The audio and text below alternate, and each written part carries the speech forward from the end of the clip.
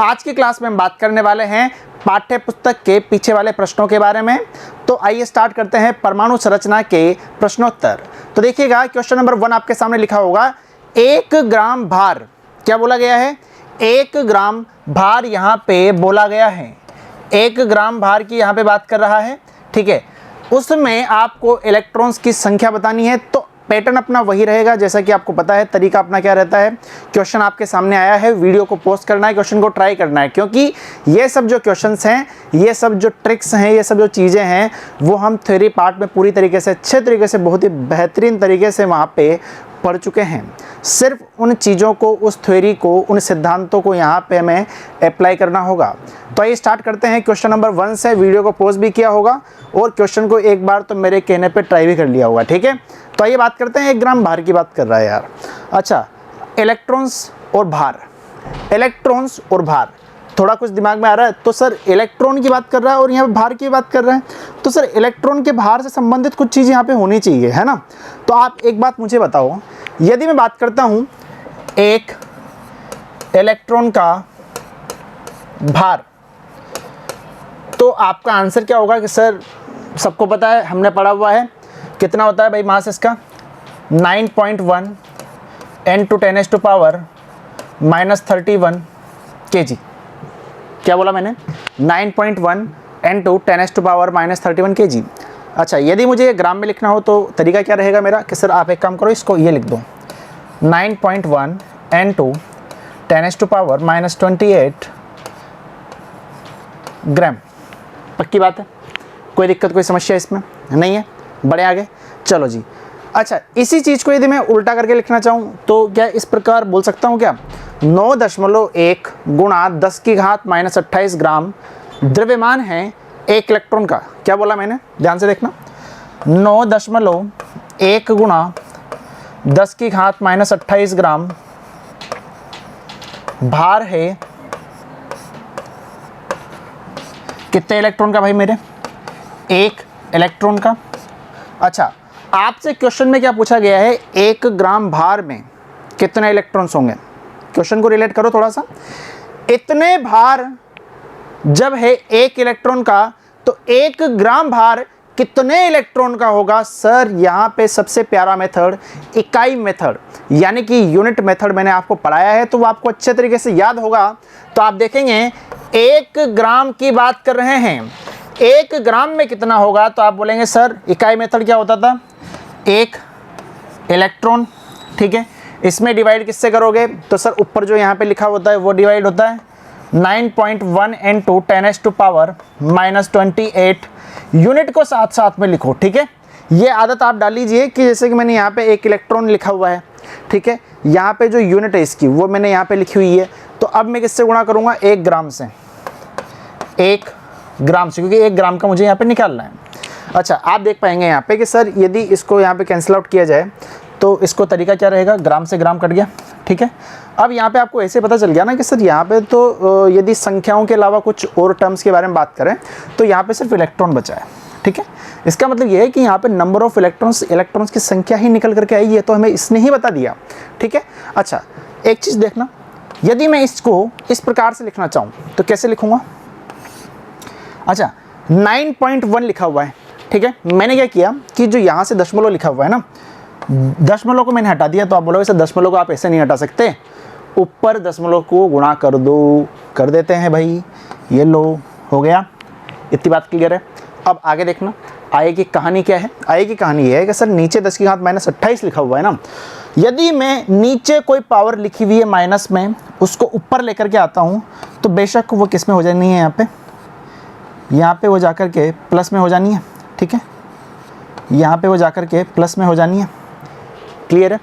ये साफ दिख नहीं रहा होगा, लिख देता हूँ इसको मैं, 28 लिखा हुआ है यहाँ पे,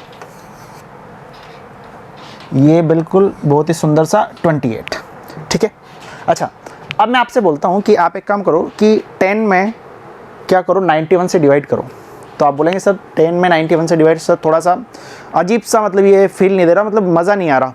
तो आप एक काम कर सकते हो कि सर इसको यदि फील देना हो ना, तो हमारा तरीका ये रहता है कि सर ऊपर कोई बड़ी संख्या आती है और नीचे कोई छोटी संख्या आती है, तो शायद हम वहाँ पे हमारे लिए थोड़ा सा आसान हो जाती है चीज़ें कैलकुलेट करना।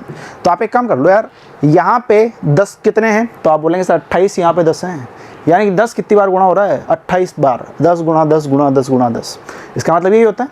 तो एक काम करो, यदि मैं इसको यहाँ पे 28 ना करके यहाँ पे 27 कर दूँ और 1 0 यहाँ बढ़ा दो, तो कोई गलती मैंने कर दी क्या?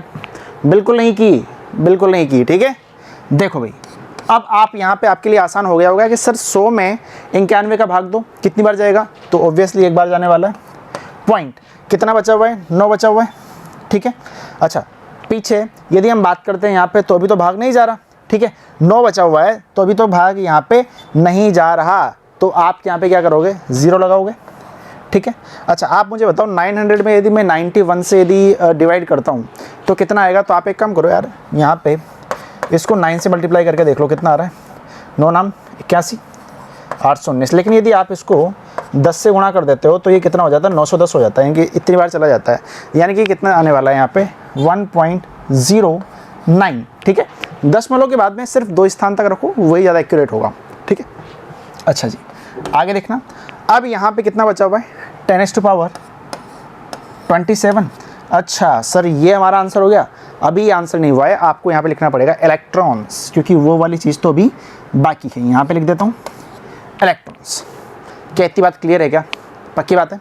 बड़े आगे, तो यदि आपको ये ना दिख रहा हो तो इसको यहाँ पे भी लिख देता हूँ मैं, 1.09 मल्टीप्लाई विद 10⁻27 इलेक्ट्रॉन्स यहाँ पे क्या होंगे? 1 ग्राम में उपस्थित होंगे, और यही हमारा क्या आ जाएगा? उत्तर आ जाएगा, ठीक है। यही हमारा आंसर है। तो एक बार आप यहाँ पे चेक कर लीजिए, क्या आंसर आपका वही आ रहा है? बिल्कुल यही आ रहा है। इसने 3 स्थान तक दे दिया, अपन ने 2 स्थान तक निकाला है। अब बोर्ड क्लासेस में यदि हम बात करते हैं, जैसे कि आप 12th क्लास में जाओगे तो वहाँ पे क्या होगा कि बोर्ड की कॉपी किस तरह से होती है वो भी मैं आपको बता देता हूँ। अच्छा, बहुत बार बच्चे क्या करते हैं कि जो अपना पैटर्न होता है ना, वो तो अच्छे तरीके से लिख नहीं पाते हैं। वो वहाँ पे क्वेश्चन तो सही कर देंगे, लेकिन वो पैटर्न सही नहीं हो पाता है, नंबर वहाँ पे आधा नंबर कट जाता है। लेकिन उनको पता नहीं होता सर नंबर कटे कहाँ पर है। किया तो हमने सही था, आंसर हमारा बिल्कुल यही आया था, ठीक है, लेकिन वहाँ पे नंबर किस जगह पे कट गए। बच्चे क्या गलती करते हैं? अच्छा, मुझे एक बात बताओ, यदि मैंने यहाँ पे कोई क्वेश्चन किया है, ठीक है, इसका आंसर आया कहाँ पर है? तो आप बोलोगे सर 1 ग्राम भार की बात कर रहा है, उसमें नंबर ऑफ इलेक्ट्रॉन्स की संख्या पूछी गई थी, वो आंसर आया मेरा कहाँ पे? लास्ट में। यानी कि ये चीज़ क्या है? मेरा उत्तर है। ये चीज़ क्या है? मेरा उत्तर है। अच्छा, मैंने यहाँ से यहाँ तक ये क्या किया था पूरा? सर ये मैंने इसको सोल्व किया था, यानी कि ये मैंने इसको हल किया था, इसलिए मैंने क्या किया है? यहाँ पे हल लिखा है। यदि आप यहाँ पे सीधा उत्तर लिख देते हैं, ठीक है, और आप यहाँ पे हल नहीं लिखते हैं और सीधा ऐसा चलने दिया आपने, तो यदि एग्जामिनर थोड़ा ढंग का होगा, ठीक है जी, यानी कि उसका यदि मन में होगी नंबर देने की तो आपको दे देगा, यदि उसका मार्क्स काटने का मन करेगा तो वो क्या करेगा? आपके इसी जगह पे आधा नंबर उड़ा देगा कि उत्तर आपका यहाँ पे नहीं आया, आपने तो यहाँ पे हल किया, उत्तर तो आपका बिल्कुल लास्ट में है। तो इन छोटी छोटी चीज़ों का आपका ध्यान रखना है। वैसे एग्जामिनर इनको इग्नोर मार देता है, बट फिर भी आधा नंबर का भी हमें चांस नहीं देना है कि वहाँ पे आपका आधा नंबर भी कट जाए, ठीक है। बड़े आगे, तो इस तरह की छोटी छोटी चीज़ों को ध्यान रखा करो। तो अब बढ़ते हैं आगे। क्वेश्चन नंबर फर्स्ट का सेकेंड पार्ट देखिएगा। फर्स्ट का सेकेंड पार्ट, आओ भाई, 1 मोल की बात कर रहा है। 1 मोल इलेक्ट्रॉन, क्या बोल रहा है भाई मेरे? 1 मोल इलेक्ट्रॉन, अरे साथ में बोलो, 1 मोल इलेक्ट्रॉन। सर मोल की जैसे ही बात आई ना, तो एक बात दिमाग में चमक गई। मोल का मतलब क्या होता है? 6.022 into 10⁻23, ठीक है, पक्की बात है। तो आप देखो क्वेश्चन क्या बोल रहा है? 1 मोल इलेक्ट्रॉन के द्रव्यमान और आवेश की मुझे यहाँ पे गणना करनी है। तो तरीका वही है, वीडियो को पॉज करो, क्वेश्चन को ट्राई करो, फिर यदि नहीं होता है तो मैं तो आपको यहाँ पे आपके सामने उपस्थित हूँ क्वेश्चन को कराने के लिए। तो आइए देखिएगा, यदि हम बात करते हैं 1 मोल इलेक्ट्रॉनों के द्रव्यमान की हम बात कर रहे हैं, तो पहले मुझे पता होना चाहिए कि एक इलेक्ट्रॉन का मास यानी कि द्रव्यमान क्या होगा। तो आप देखेंगे सर, यदि हम बात करें यहाँ पे किलोग्राम में ले लेते हैं, किलोग्राम में आपका आंसर दिया होगा, ठीक है। तो आप ग्राम में भी ले सकते हैं, कोई दिक्कत वाली बात नहीं है ना, बस गलत नहीं करना है कैलकुलेशन को। -31 kg। अच्छा, 1 मोल की बात कर रहा है, 1 मोल का मतलब क्या हो गया? इतने सारे इलेक्ट्रॉन, जब एक इलेक्ट्रॉन का इतना है तो देख लो भाई 6.022 इंटू 10⁻23 इलेक्ट्रॉन का मास कितना होगा? तो आप बोलेंगे सर एक काम करो, यहाँ पे जो ये दिया हुआ है ना 9.1, एक इलेक्ट्रॉन के भार को आप यहाँ पे गुणा कर दो किससे? 1 मोल से गुणा कर दो। 1 मोल का मतलब 6.022 इंटू 10⁻23 यहाँ पे ग्राम। ठीक है, पक्की बात है, सॉरी किलोग्राम आ गया ना यहाँ पे, इसको रहने दो, किलोग्राम। ठीक है, तो अब आपको यहाँ पे तरीका पता चल गया कि सर हाँ बिल्कुल, अब ये वाली बात तो आपको समझ में आ गई। अब ये कैलकुलेशन थोड़ी सी टफ पड़ जाएगी, लेकिन फिर भी जितना हो सकता है इसको सोल्व करो। कैसे? ऊपर देखना 9.1 इंटू 6.022। अच्छा, साथ में क्या लिखा हुआ है? 10⁻23। अच्छा भाई, नीचे मेरे क्या लिखा हुआ है? 10⁻−31 ऊपर था ना, नीचे आते कितना हो जाएगा? 10⁻31 हो जाएगा। अरे इतनी बात आती है समझ में? ठीक है, चलो जी, अब इसको आप सोल्व कर लेना। यदि हम देखते हैं यहाँ पे तो 23 पावर है, यहाँ पे 20, यहाँ पे कितनी 31 है, यानी कितनी पावर बची है? यहाँ पे 8 पावर बच गई। ठीक है, ये 8 पावर ऊपर आ जाएगी। उसके बाद में आप इसको सोल्व करो, यहाँ पे 9.1 को 6.022 के साथ में मल्टीप्लाई करो, वीडियो को पॉज कर लो, फिर जा कर के यहाँ पे आप इसको कैलकुलेट करेंगे तो आपका जो आंसर यहाँ पे आने वाला है वो कितना आ जाएगा? 5.48 इंटू 10⁻⁻7 किलोग्राम यहाँ पे इसका आंसर आ जाएगा। आंसर चेक कर लीजिएगा, पॉइंट में यदि थोड़ा सा अंतर हो तो आप यहाँ पे कमेंट बॉक्स में लिख दीजिएगा। ठीक है, बाकी आंसर जो रहेगा वो कितना आएगा? 5.48 इंटू 10⁻⁻7 kg। ग्राम में भी निकाल सकते हैं, किलोग्राम में भी निकाल सकते हैं, आपके ऊपर पूरा निर्भर है। बढ़े आगे। अच्छा सर, अभी तक तो हमने द्रव्यमान की बात की थी, अब हम बात करेंगे इसकी यहाँ पे आवेश की। आवेश निकाल लेते हैं। चलो जी, आवेश की यदि हम बात करते हैं यहाँ पे तो ध्यान से देखना इस चीज़ को। सर जैसे अभी क्वेश्चन किया था ना, वैसे इसको कर लो। एक इलेक्ट्रॉन का आवेश कितना होता है?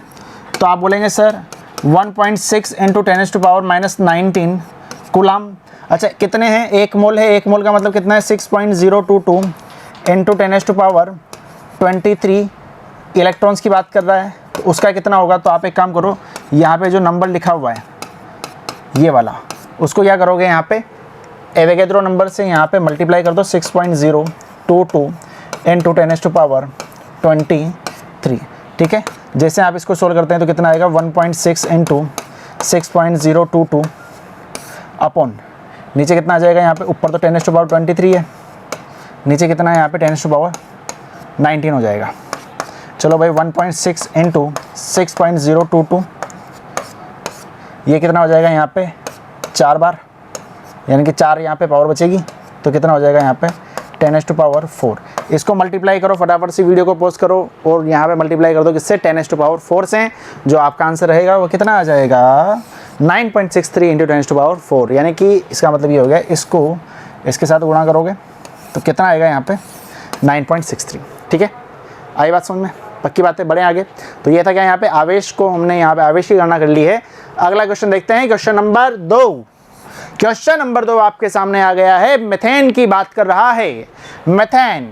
मीथेन के 1 मोल में उपस्थित इलेक्ट्रॉन्स की संख्या मुझे बतानी है कि मीथेन के 1 मोल में कितने यहाँ पे इलेक्ट्रॉन्स होंगे।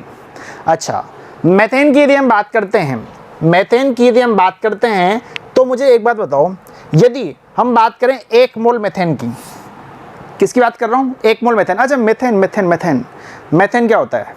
C2H5 होता है क्या? नहीं होता, CH4 होता है। ठीक है, आई बात समझ में? तो ये चीज़ें आपको ध्यान रखनी चाहिए। CH4। वैसे ऑर्गेनिक केमिस्ट्री पढ़ोगे तो वहाँ पे इन सब चीज़ों के बारे में जान जाओगे। सर ऑर्गेनिक केमिस्ट्री तो बाद में पढ़ाओगे, ये तो पहले आ गया भाई। दोनों चैप्टर यानी कि पूरी बुक पढ़ के तो एग्जाम में जाओगे ना, है ना? ऐसा थोड़ी है कि सर एटॉमिक स्ट्रक्चर पढ़ के चले गए, तो वहाँ पर आपको सब चीज़ें समझ में आ जाएगी। ठीक है, चलो जी, CH4 की हम बात कर रहे हैं। अच्छा जी, सर CH4 में अणुओं की संख्या की बात की जाए 1 मोल में, ठीक है, 1 मोल मीथेन में अणुओं की संख्या की बात की जाए तो कितने अणु होंगे?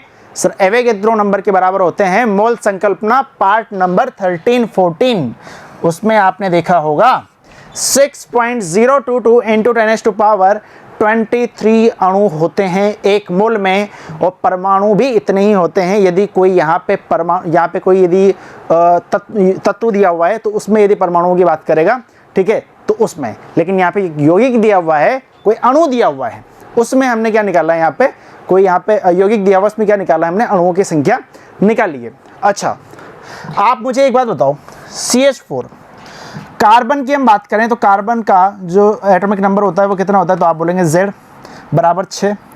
तो इसमें इलेक्ट्रॉन्स भी कितने होंगे, तो आप बोलेंगे सर 6। अच्छा हाइड्रोजन की हम बात करें तो एटॉमिक नंबर कितना होता है, 1, लेकिन हाइड्रोजन यहाँ पे कितने उपस्थित हैं, 4 उपस्थित हैं। तो और इसका इलेक्ट्रॉन की हम बात करें तो इलेक्ट्रॉन भी 1 होता है। अच्छा मुझे एक बात बताऊँ, यदि मैं CH4 की बात करता हूँ, CH4 अणु में इलेक्ट्रॉन्स की संख्या निकालनी है तो पहले कार्बन में देखो, कार्बन में तो 6 है। अच्छा हाइड्रोजन के एक परमाणु में कितनी होती है, तो आप बोलेंगे सर 1 होती है, लेकिन यहाँ पे 4 है हाइड्रोजन, तो 6 + 4 बराबर कितना हो जाएगा, यहाँ पे 10 हो जाएगा। कितनी बात समझ में आती है क्या?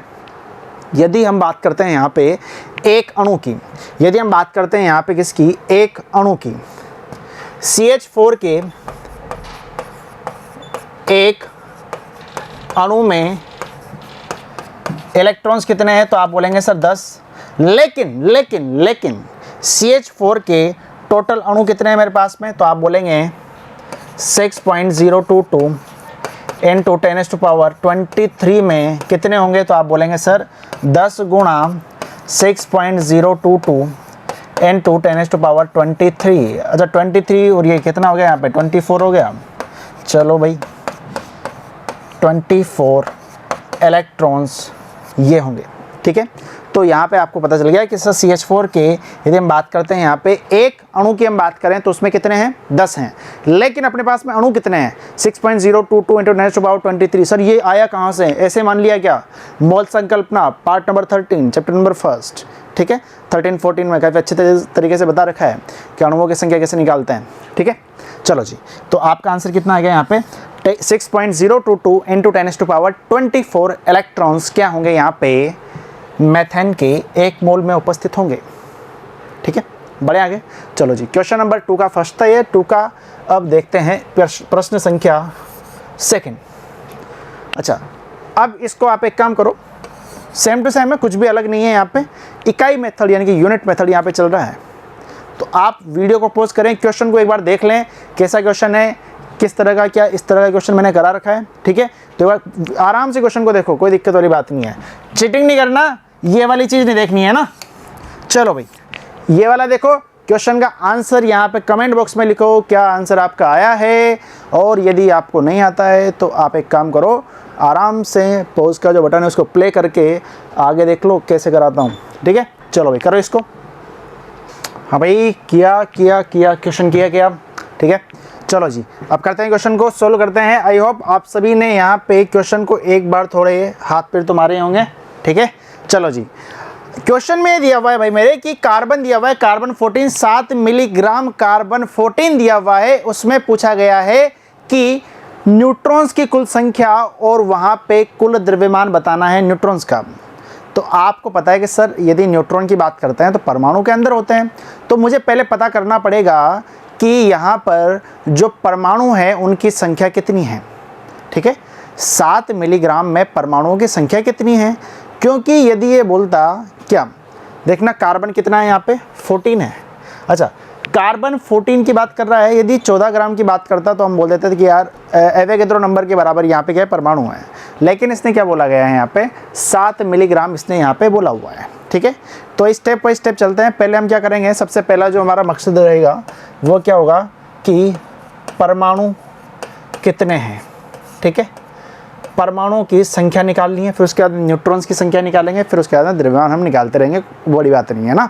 सबसे पहला जो चैलेंज है वो क्या, परमाणु की संख्या निकालना। अब आप मुझे एक बात बताइए कि यदि मैं बात करता हूँ यहाँ पे कार्बन 14 की, तो कार्बन 14 का जो द्रव्यमान होता है वो क्या होगा, तो आप बोलेंगे सर कार्बन 14 की बात कर रहे हैं तो यहाँ पे जो ऊपर जो चीज़ लिखी रहती है वो क्या होती है, यहाँ पे ऊपर जो चीज़ लिखी हुई रहती है 6, यहाँ पे मान लीजिए यहाँ पे 6 लिखा हुआ है नीचे और ऊपर यहाँ 14 लिखा हुआ है, तो वो क्या है, द्रव्यमान है, यानी कि वो क्या है, भार है कार्बन का। अच्छा यदि 14 यहाँ पे उसका द्रव्यमान है 14 ग्राम, तो उसको यदि मैं मिलीग्राम में लिखना चाहूँ, तो उसको क्या लिखूंगा कि सर आप एक काम करो, यदि 14 ग्राम है उसको मिलीग्राम में लिख रहे हो तो 10⁻3 से आप वहाँ पे मल्टीप्लाई कर दो और आपका क्या आ जाएगा, यहाँ पे 14 × 10⁻3 मिलीग्राम यहाँ पे आ जाएगा। इतनी बात क्लियर है, पक्की बात है। बढ़े आगे, चलो जी यदि हम आगे देखते हैं यहाँ पे, तो इस चीज़ को आप ऐसे भी बोल सकते हैं क्या, देखना कि सर 14 ग्राम जो है ना वो क्या है यहाँ पे 1 मोल का भार है, पक्की बात है। 1 मोल कार्बन का भार क्या है यहाँ पे इस वाली जगह पे 14 ग्राम है, तो जो 14 ग्राम होगा वो 1 मोल के बराबर रहेगा। अरे हाँ कि नहीं, तो ऐसे भी तो बोल सकता हूँ ना कि सर मुझे एक चीज़ पता है क्या कि 1 मोल के लिए परमाणुओं की संख्या क्या होती है 6.022 × 10⁻23। अच्छा, इसके लिए यदि बोल सकता हूँ तो इसके लिए बोल सकता हूँ 14 ग्राम, या फिर बोल दूँ कितना 14 × 10⁻3 मिलीग्राम के लिए कितनी होगी, तो आप बोलेंगे सर इतनी ही होगी। लेकिन सर इतना मुझे दिया हुआ नहीं है, यदि मुझे यहाँ पे 14 ग्राम में दिया होता तो बात ही लगती। उसने कितना दिया हुआ है यहाँ पे 7 मिलीग्राम दिया हुआ है, तो निकाल लो 7 मिलीग्राम में कितने होंगे। तो आप देखेंगे सर वापस से यूनिट मेथड लगाओ, एवोगैड्रो जो नंबर है उसमें सबसे पहले क्या करोगे यहाँ पे 14 × 10⁻³ से गुणा करो, और यहाँ पे क्या कर दो 7 से गुणा कर दो आप, ठीक है। 1 यूनिट में इतना है तो यहाँ पे 7 में कितना होगा, 7 से आप इसको काटो, कितनी बार कटा यहाँ पे 2 बार कटा। अच्छा, ये यहाँ से कितनी बार कट गया यहाँ पे 20, तो ये कितना आ जाएगा भाई मेरे 6.022 × 10⁻20 अपॉन यहाँ पे 3, ठीक है, सॉरी 2 अपॉन यहाँ पे 2। अब आप यहाँ पे भागीदी देते हैं तो कितना आने वाला है ये 3.011। तो आपके जो यहाँ पे यदि हम बात करेंगे परमाणु की संख्या की तो वो कितनी आ जाएगी 3.011 × 10⁻20 परमाणु। कितनी बात क्लियर है, फिर से समझाता हूँ, ध्यान से देखना।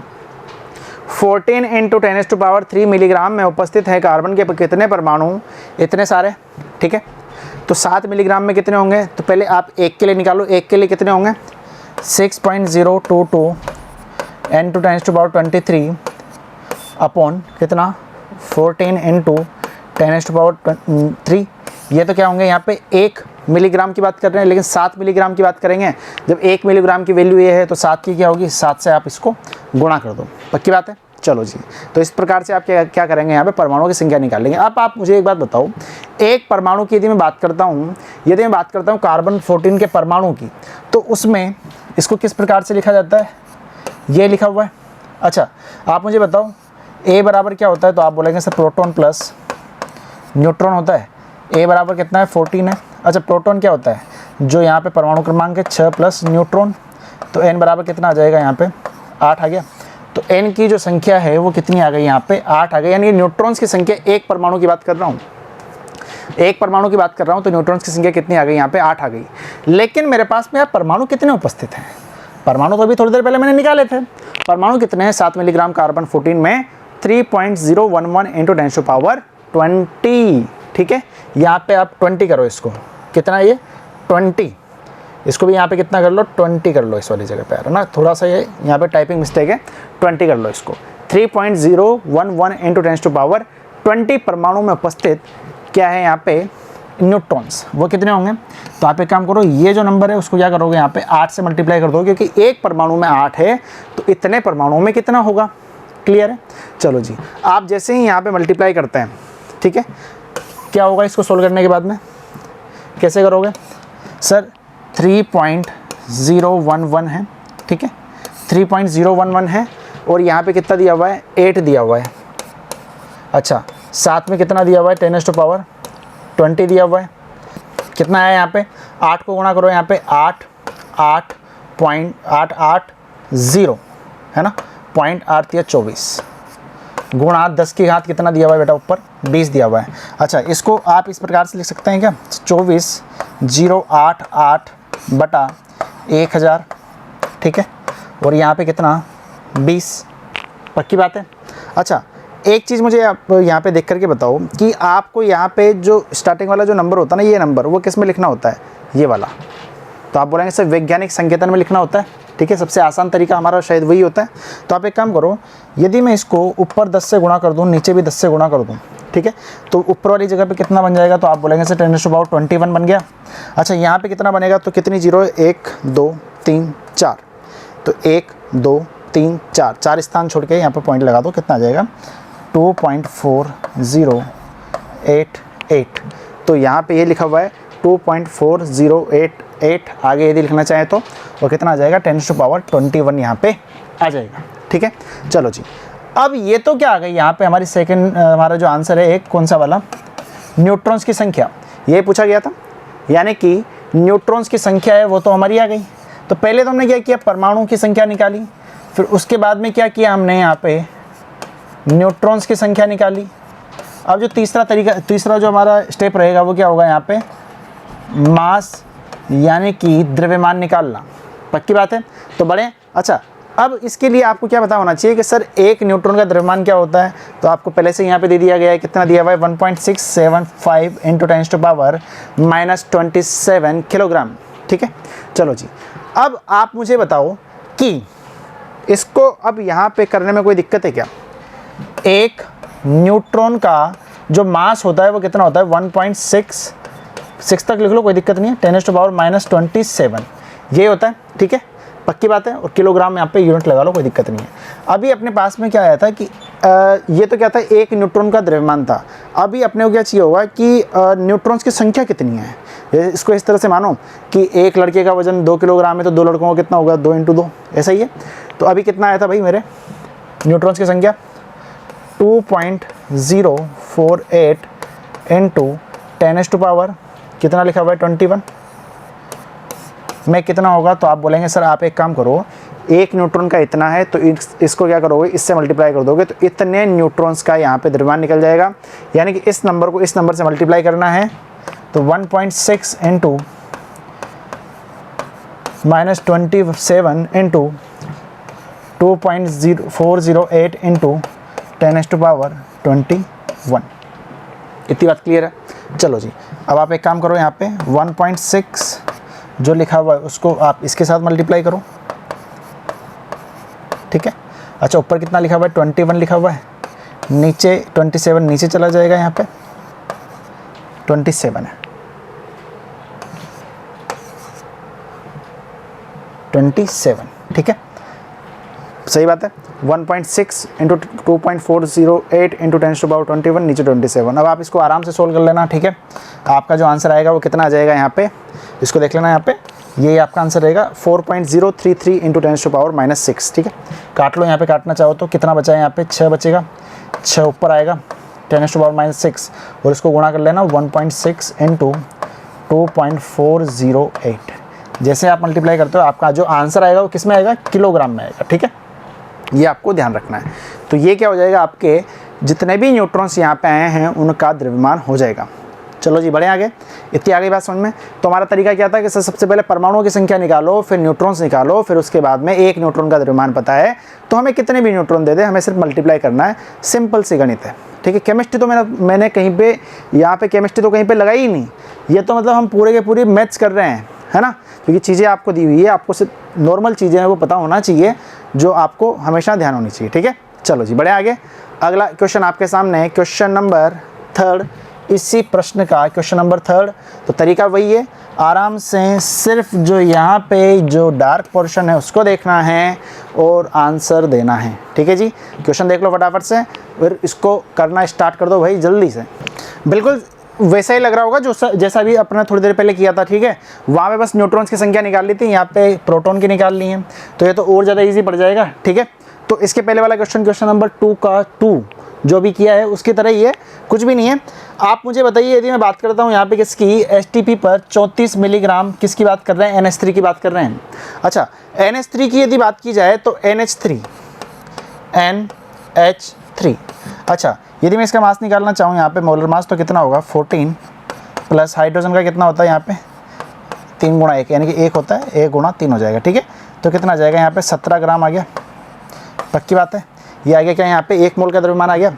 अच्छा, मुझे एक बात बताओ, मुझे क्या इस 17 ग्राम को मैं यहाँ पे 17 × 10⁻³ मिलीग्राम भी लिख सकता हूँ क्या? अरे है कि नहीं, अरे हाँ, ठीक है, ग्राम को मिलीग्राम में चेंज कर दिया, 10⁻³ से गुणा कर दो।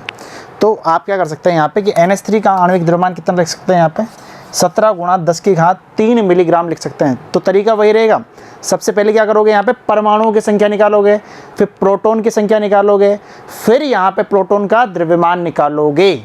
तो आइए देखते हैं, यदि मैं बात करता हूँ यहाँ पे 17 × 10⁻³ मिलीग्राम में कितने यहाँ पे अणु उपस्थित हैं, तो आप बोलेंगे 6.022 गुणा 10 की घात 23 अणु यहाँ पे NH3 के उपस्थित हैं। तो 1 में कितने होंगे, 1 मिलीग्राम में कितने होंगे? तो आप बोलेंगे सर जो यहाँ पे एवोगैड्रो नंबर दिया हुआ है उसको आप एक काम करो, जो 17 गुणा 10 की घात 3 मिलीग्राम है उससे यहाँ पे डिवाइड कर दो, ठीक है। तो ये तो क्या आ गई, यहाँ पे यूनिट की वैल्यू आ गई, यानी कि इकाई की वैल्यू आ गई। लेकिन मुझे चाहिए कितने ग्राम के लिए, 34 मिलीग्राम के लिए चाहिए मुझे। तो आप क्या करेंगे, यहाँ पे 34 से गुणा के यहाँ पे इसको कर देंगे, ठीक है। देखिएगा यहाँ पे इससे कितनी बार कटा, 2 बार कटा। अच्छा यहाँ पे कितनी बार कट गया, 10 की घात 20 बचा हुआ है, ठीक है। आप यहाँ पे देखेंगे 2 को यदि 6.022 के साथ गुणा करते हैं तो 12.044 आएगा और 10 की घात 20 वहाँ पे आ जाएगा। ये तो क्या हो गया यहाँ पे अणुओं की संख्या। पहले क्या था, परमाणु थे, अब क्या आ गया यहाँ पे अणु आ गए, ठीक है। यानी कि पहले वाले क्वेश्चन में हमने यहाँ पे देखा था, तो इस वाली जगह हमने क्या देखा था, परमाणु देखा था, ठीक है। कार्बन 14 की बात हुई थी, लेकिन अब यहाँ पे किसकी बात हो रही है, NH3 की बात हो रही है। तो यहाँ पे हम क्या बोलेंगे, अणुओं की संख्या यहाँ पे बोलेंगे। अब मुझे एक बात बताओ, यदि मैं बात करना चाहता हूँ यहाँ पे किसकी, प्रोटॉन्स की, किसकी बात कर रहा हूँ यहाँ पे, प्रोटॉन्स की। तो NH3 देखना, NH3 में कितने प्रोटॉन होंगे? तो आप बोलेंगे सर यहाँ पे नाइट्रोजन है और हाइड्रोजन है, 1 नाइट्रोजन और 3 यहाँ पे हाइड्रोजन है। 1 नाइट्रोजन कितना होता है, 7 होते हैं, परमाणु क्रमांक कितना होता है, 7, और प्रोटॉन्स भी कितने रहेंगे, 7 रहेंगे। अच्छा 1 हाइड्रोजन के पास में 1 है, लेकिन यहाँ पे 3 है, हाइड्रोजन कितने हैं, 3 है, तो कितना हो जाएगा, 7 + 3 यानी कि ये कितना आ जाएगा, 10 यहाँ पे क्या हो जाएंगे भाई मेरे, एक अणु में यहाँ पे इतने यहाँ पे प्रोटॉन उपस्थित होंगे, ठीक है। इसको उपस्थित कर लेना, उपस्थित। अच्छा मुझे बताओ NH3 के एक अणु में यदि 10 यहाँ पे प्रोटॉन्स उपस्थित हैं तो अभी कितने अणु निकल करके आए थे? तो आप बोलेंगे सर 12.044 गुणा 10 की घात 20। तो आप क्या करेंगे, इतने अणुओं में निकाल रहे हैं तो एक काम करो ना, 10 को एक काम करो, जितने यहाँ पे अणु है उससे मल्टीप्लाई कर दो, तो कितना आ जाएगा यहाँ पे, देखना इसको। जैसे मैंने इसको कन्वर्ट किया तो कितना आ गया, 1.2044 इंटू 10⁻22 प्रोटॉन्स, यानी कि प्रोटॉन्स की संख्या निकल करके यहाँ पे आ गई। और यही आपसे क्वेश्चन में पूछा गया था पहले क्वेश्चन में, ठीक है। चलो जी दूसरे क्वेश्चन की ओर बढ़ते हैं। कुल द्रव्यमान की हम बात कर रहे हैं। कुल द्रव्यमान की यदि हम बात करें तो कुल द्रव्यमान के लिए क्या करेंगे, यहाँ पे प्रोटॉन का निकालना है तो एक प्रोटॉन का पता होना चाहिए। सर एक प्रोटॉन का पता होगा तो उसकी संख्या से मल्टीप्लाई कर दो, ठीक है। यानी कि एक प्रोटॉन का यदि द्रव्यमान मुझे पता है तो मुझे यहाँ पे प्रोटॉन्स भी तो पता है कितने प्रोटॉन्स हैं। तो आ जाओ भाई, यदि हम देखते हैं एक प्रोटॉन का द्रव्यमान तो कितना होता है, 1.67 इंटू 10⁻⁻27 किलोग्राम। तो इसका कितना होगा, तो आप बोलेंगे सर जो यहाँ पे लिखा हुआ है ना उसको आप एक काम करो, यहाँ पे इतने प्रोटॉन्स की जो संख्या है उससे आप इसको मल्टीप्लाई कर दो, ठीक है। ये कैलकुलेशन आपके सामने थोड़ी सी टफ पड़ जाएगी आपको, लेकिन फिर भी आपको वीडियो पोस्ट करना है, यहाँ पे कैलकुलेशन को करना है, ठीक है। चलो जी कितना लिखा हुआ है, 1.67 इंटू 1.2044, इन दोनों को मल्टीप्लाई करो। और यहाँ पे कितना लिखा हुआ है, 10 की घात -27, और यहाँ पे कितना है, 10 की घात 22।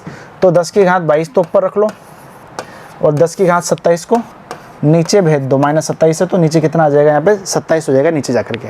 तो आप देखेंगे यहाँ पे 22 और यहाँ पे 27, काट दो इसको, कितना बचेगा यहाँ पे, सॉरी ये बचेगा 5 बच जाएगा, ठीक है। कितना बचेगा यहाँ पे घात, 5 घात यहाँ पे बच जाएगी। तो ये कितना आ जाएगा यहाँ पे, इन दोनों को मल्टीप्लाई करो, जो भी यहाँ पे आ रहा है दोनों को मल्टीप्लाई करके उसको 10 की घात 5 से यहाँ पे डिवाइड आप कर दीजिए। और यहाँ पे जैसे यहाँ पे इन दोनों को मल्टीप्लाई कर देंगे तो 2.01 आएगा, ठीक है। और इसको आप ऊपर लेकर के जाते हैं तो कितना आ जाएगा, 2.01 इंटू 10⁻⁵ यहाँ पे आपका आंसर आ जाएगा। ये आपका आंसर है क्या, प्रोटॉन्स का द्रव्यमान, ठीक है। तो दो क्वेश्चन बैक टू बैक हमने किए हैं, दोनों एक जैसे ही हैं। एक में परमाणु के बारे में बात की गई है, यहाँ पे अणु के बारे में बात की गई है, ठीक है। तो इसमें अब आगे क्या दिया हुआ है क्वेश्चन में, एक और चीज़ यहाँ पे थोड़ी सी अच्छी सी है, दाब और ताप में परिवर्तन से क्या उत्तर में क्या परिवर्तन होगा क्या। अच्छा मुझे बताओ, दाब की बात कर रहे हैं, ताप की बात कर रहे हैं, तो ये पूरा का पूरा क्वेश्चन हमने यहाँ पे सोल्व कर लिया। कभी क्या हमने दाब और ताप के बारे में सोचा है क्या, बिल्कुल नहीं सोचा। तो भाई फ़र्क ही नहीं पड़ने वाला, कितना भी बढ़ा दो कितना भी कुछ भी कर लो, ठीक है। यानी कि दाब और ताप की हम बात करते हैं, ताप और दाब की बात करते हैं तो उनको परिवर्तित करते रहो, आंसर में कोई फ़र्क ही नहीं पड़ने वाला, क्योंकि यहाँ प्रेशर यूज़ नहीं कर रहा मैं, टेम्परेचर यूज़ नहीं कर रहा, तो कोई दिक्कत वाली बात नहीं है, ठीक है। बढ़े आगे। तो अगला क्वेश्चन आपके सामने है क्वेश्चन नंबर 3। बहुत ही सिंपल सा क्वेश्चन है, इसको नहीं देखना है, जैसा अपना रूल है पाप लगेगा यदि देखा तो। फटाफट से क्वेश्चन को देखो, करा रखा है और इसका आंसर बिना इनको देखे हुए यहाँ पे लिख दो, ठीक है। चलो जी देखो एक बार क्वेश्चन को देखना, यहाँ पे क्या लिखा हुआ है, कार्बन की बात कर रहा है। तो अपना तरीका क्या रहता है कि सर मान लीजिए कोई भी तत्व ये लिखा हुआ है तो उसका संकेतन यहाँ पे लिखते हैं, उसका जो द्रव्यमान होता है ऊपर लिखा जाता है, यहाँ पे क्या लिखा जाता है, परमाणु क्रमांक। तो ये देखते हैं, यदि हम बात करते हैं यहाँ पे किसकी, C613 की, ठीक है, 6C13 बोल लो, कोई दिक्कत नहीं है, परमाणु क्रमांक, संकेत और यहाँ पे इसका द्रव्यमान। तो आपको एक बात पता है कि सर जो परमाणु क्रमांक होता है उसको Z से रिप्रेजेंट करते हैं, यही क्या होते हैं, प्रोटॉन्स की संख्या होती है, यही क्या होती है, इलेक्ट्रॉन्स की संख्या होती है, ठीक है। जो यहाँ पे द्रव्यमान होता है उसको रिप्रेजेंट किया जाता है A से, और वह किसके बराबर होता है, प्रोटॉन प्लस न्यूट्रॉन के बराबर होता है। तो यहाँ से कोई सी भी चीज़ें निकाल लो, n बराबर क्या आ जाएगा, A माइनस पी, पी बराबर क्या आ जाएगा, A माइनस एन यहाँ पे आ जाएगा। अच्छा जी, इसकी हम बात करते हैं यहाँ पे कार्बन की। तो जो 6 लिखा हुआ वो क्या है, यहाँ पे Z का वैल्यू है, ठीक है। पहले इसको देख करके पहले चीज़ें पता कर लो, है ना। ऊपर जो 13 लिखा हुआ है वो क्या है, यहाँ पे द्रव्यमान है। हमें क्या निकालना है, सब प्रोटॉन और न्यूट्रॉन की संख्या तो निकालनी है। तो प्रोटॉन कितने हो जाएंगे, तो आप बोलोगे सर प्रोटॉन उतने ही होंगे जितना इसका परमाणु क्रमांक है, यानी परमाणु क्रमांक क्या था, 6 था, तो यहाँ पे 6 ही क्या होंगे, प्रोटॉन होंगे। अब टोटल जो मास है उसमें से यदि मैं प्रोटॉन्स की संख्या को माइनस कर देता हूँ तो क्या आ जाएगा, इलेक्ट्रॉन्स आ जाएंगे। टोटल मास कितना है इसका, 13, ठीक है। 6 माइनस कर दिया, कितना आ गया, 7 आ गया। यानी कि 13 में से 6 माइनस कर दो, 7 न्यूट्रॉन्स की संख्या आ गई। अगला देख लो, ऑक्सीजन की बात कर रहा है, परमाणु क्रमांक 8 है और इसका जो द्रव्यमान है कितना है, 16 होता है। तो जो परमाणु क्रमांक है वही क्या है, यहाँ पे प्रोटॉन्स की संख्या है, यानी कि ये दोनों तो सेम रहने वाले हैं। अब जो ऊपर वाला संख्या है ना, उसमें से क्या करोगे आप, प्रोटॉन्स की संख्या को घटा दोगे और ये क्या आ जाएगा आपका, न्यूट्रॉन्स की संख्या आ जाएगी कितनी, यहाँ पे 8, यहाँ पे इसकी संख्या आ जाएगी 16 माइनस 8 बराबर 8, ठीक है। चलो जी, चीटिंग तो कर ली होगी वहाँ पे, अब इनको करके दिखाओ तो मानूंगा। तो क्वेश्चन आपके सामने है, कैसे करेंगे सर, देखो 12 यहाँ पे लिखा हुआ है, तो 12 तो क्या हो गया, परमाणु क्रमांक 12 ही क्या होगा, यहाँ पे प्रोटॉन्स की संख्या होगी। 24 क्या है, यहाँ पे टोटल द्रव्यमान है, और 24 माइनस 12 बराबर 12 क्या आ जाएगा, न्यूट्रॉन्स की संख्या आ जाएगी, ठीक है। चलो जी, इसकी हम बात करते हैं। Z बराबर कितना है भाई मेरे, 26, प्रोटॉन्स भी कितना होगा, 26। अच्छा जी, ये कितना है, 56, तो ये कितना होगा, 56 माइनस 26, यानी कि सर द्रव्यमान संख्या में से आप प्रोटॉन्स की संख्या या फिर परमाणु क्रमांक संख्या यहाँ पे माइनस कर दीजिए। कितना बच रहा है भाई मेरे यहाँ पे, 0,3, ठीक है। 30 ये यहाँ पे न्यूट्रॉन्स की संख्या हो जाएगी। अगली हम बात करते हैं यहाँ पे किसकी, 38 और 88 लिखा हुआ है। तो Z बराबर तो कितना होगा यहाँ पे, 38, P बराबर भी कितना होगा यहाँ पे, 38, A बराबर 88, और ये कितना आ जाएगा यहाँ पे, 88 माइनस 38 कितना आ गया भाई मेरे, 50। यहाँ पे क्या न्यूट्रॉन्स की संख्या नहीं आ गई क्या, ठीक है। आई बात समझ में, इतनी तो बात आपको समझ में आ गई होगी कि क्या मैं यहाँ पे बातें कर रहा हूँ, है ना। होश में रहा करो थोड़ा। तो इन सब क्वेश्चन में एक ही चीज़ पूछी गई थी, और यही जो छोटी छोटी चीज़ें हैं यही आपके एग्जाम में आती है। चलो आगे बढ़ते हैं, अगला क्वेश्चन लेते हैं। अगला क्वेश्चन यहाँ पे आपके सामने दिया हुआ है, क्वेश्चन नंबर 4, और आपको दिया हुआ है कि परमाणु द्रव्यमान को A से रिप्रेजेंट करते हैं अपन, और परमाणु संख्या को Z से रिप्रेजेंट करते हैं। तो वाले परमाणु का पूर्ण प्रतीक मुझे लिखना है, ठीक है। 3 यहाँ पे चीज़ें दी हुई है, इनका आपको क्या करना है, पूर्ण तरीके से जो प्रतीक होता है ना वो यहाँ पे लिखना है कि इनको किस तरह से रिप्रेजेंट किया जाता है, ठीक है।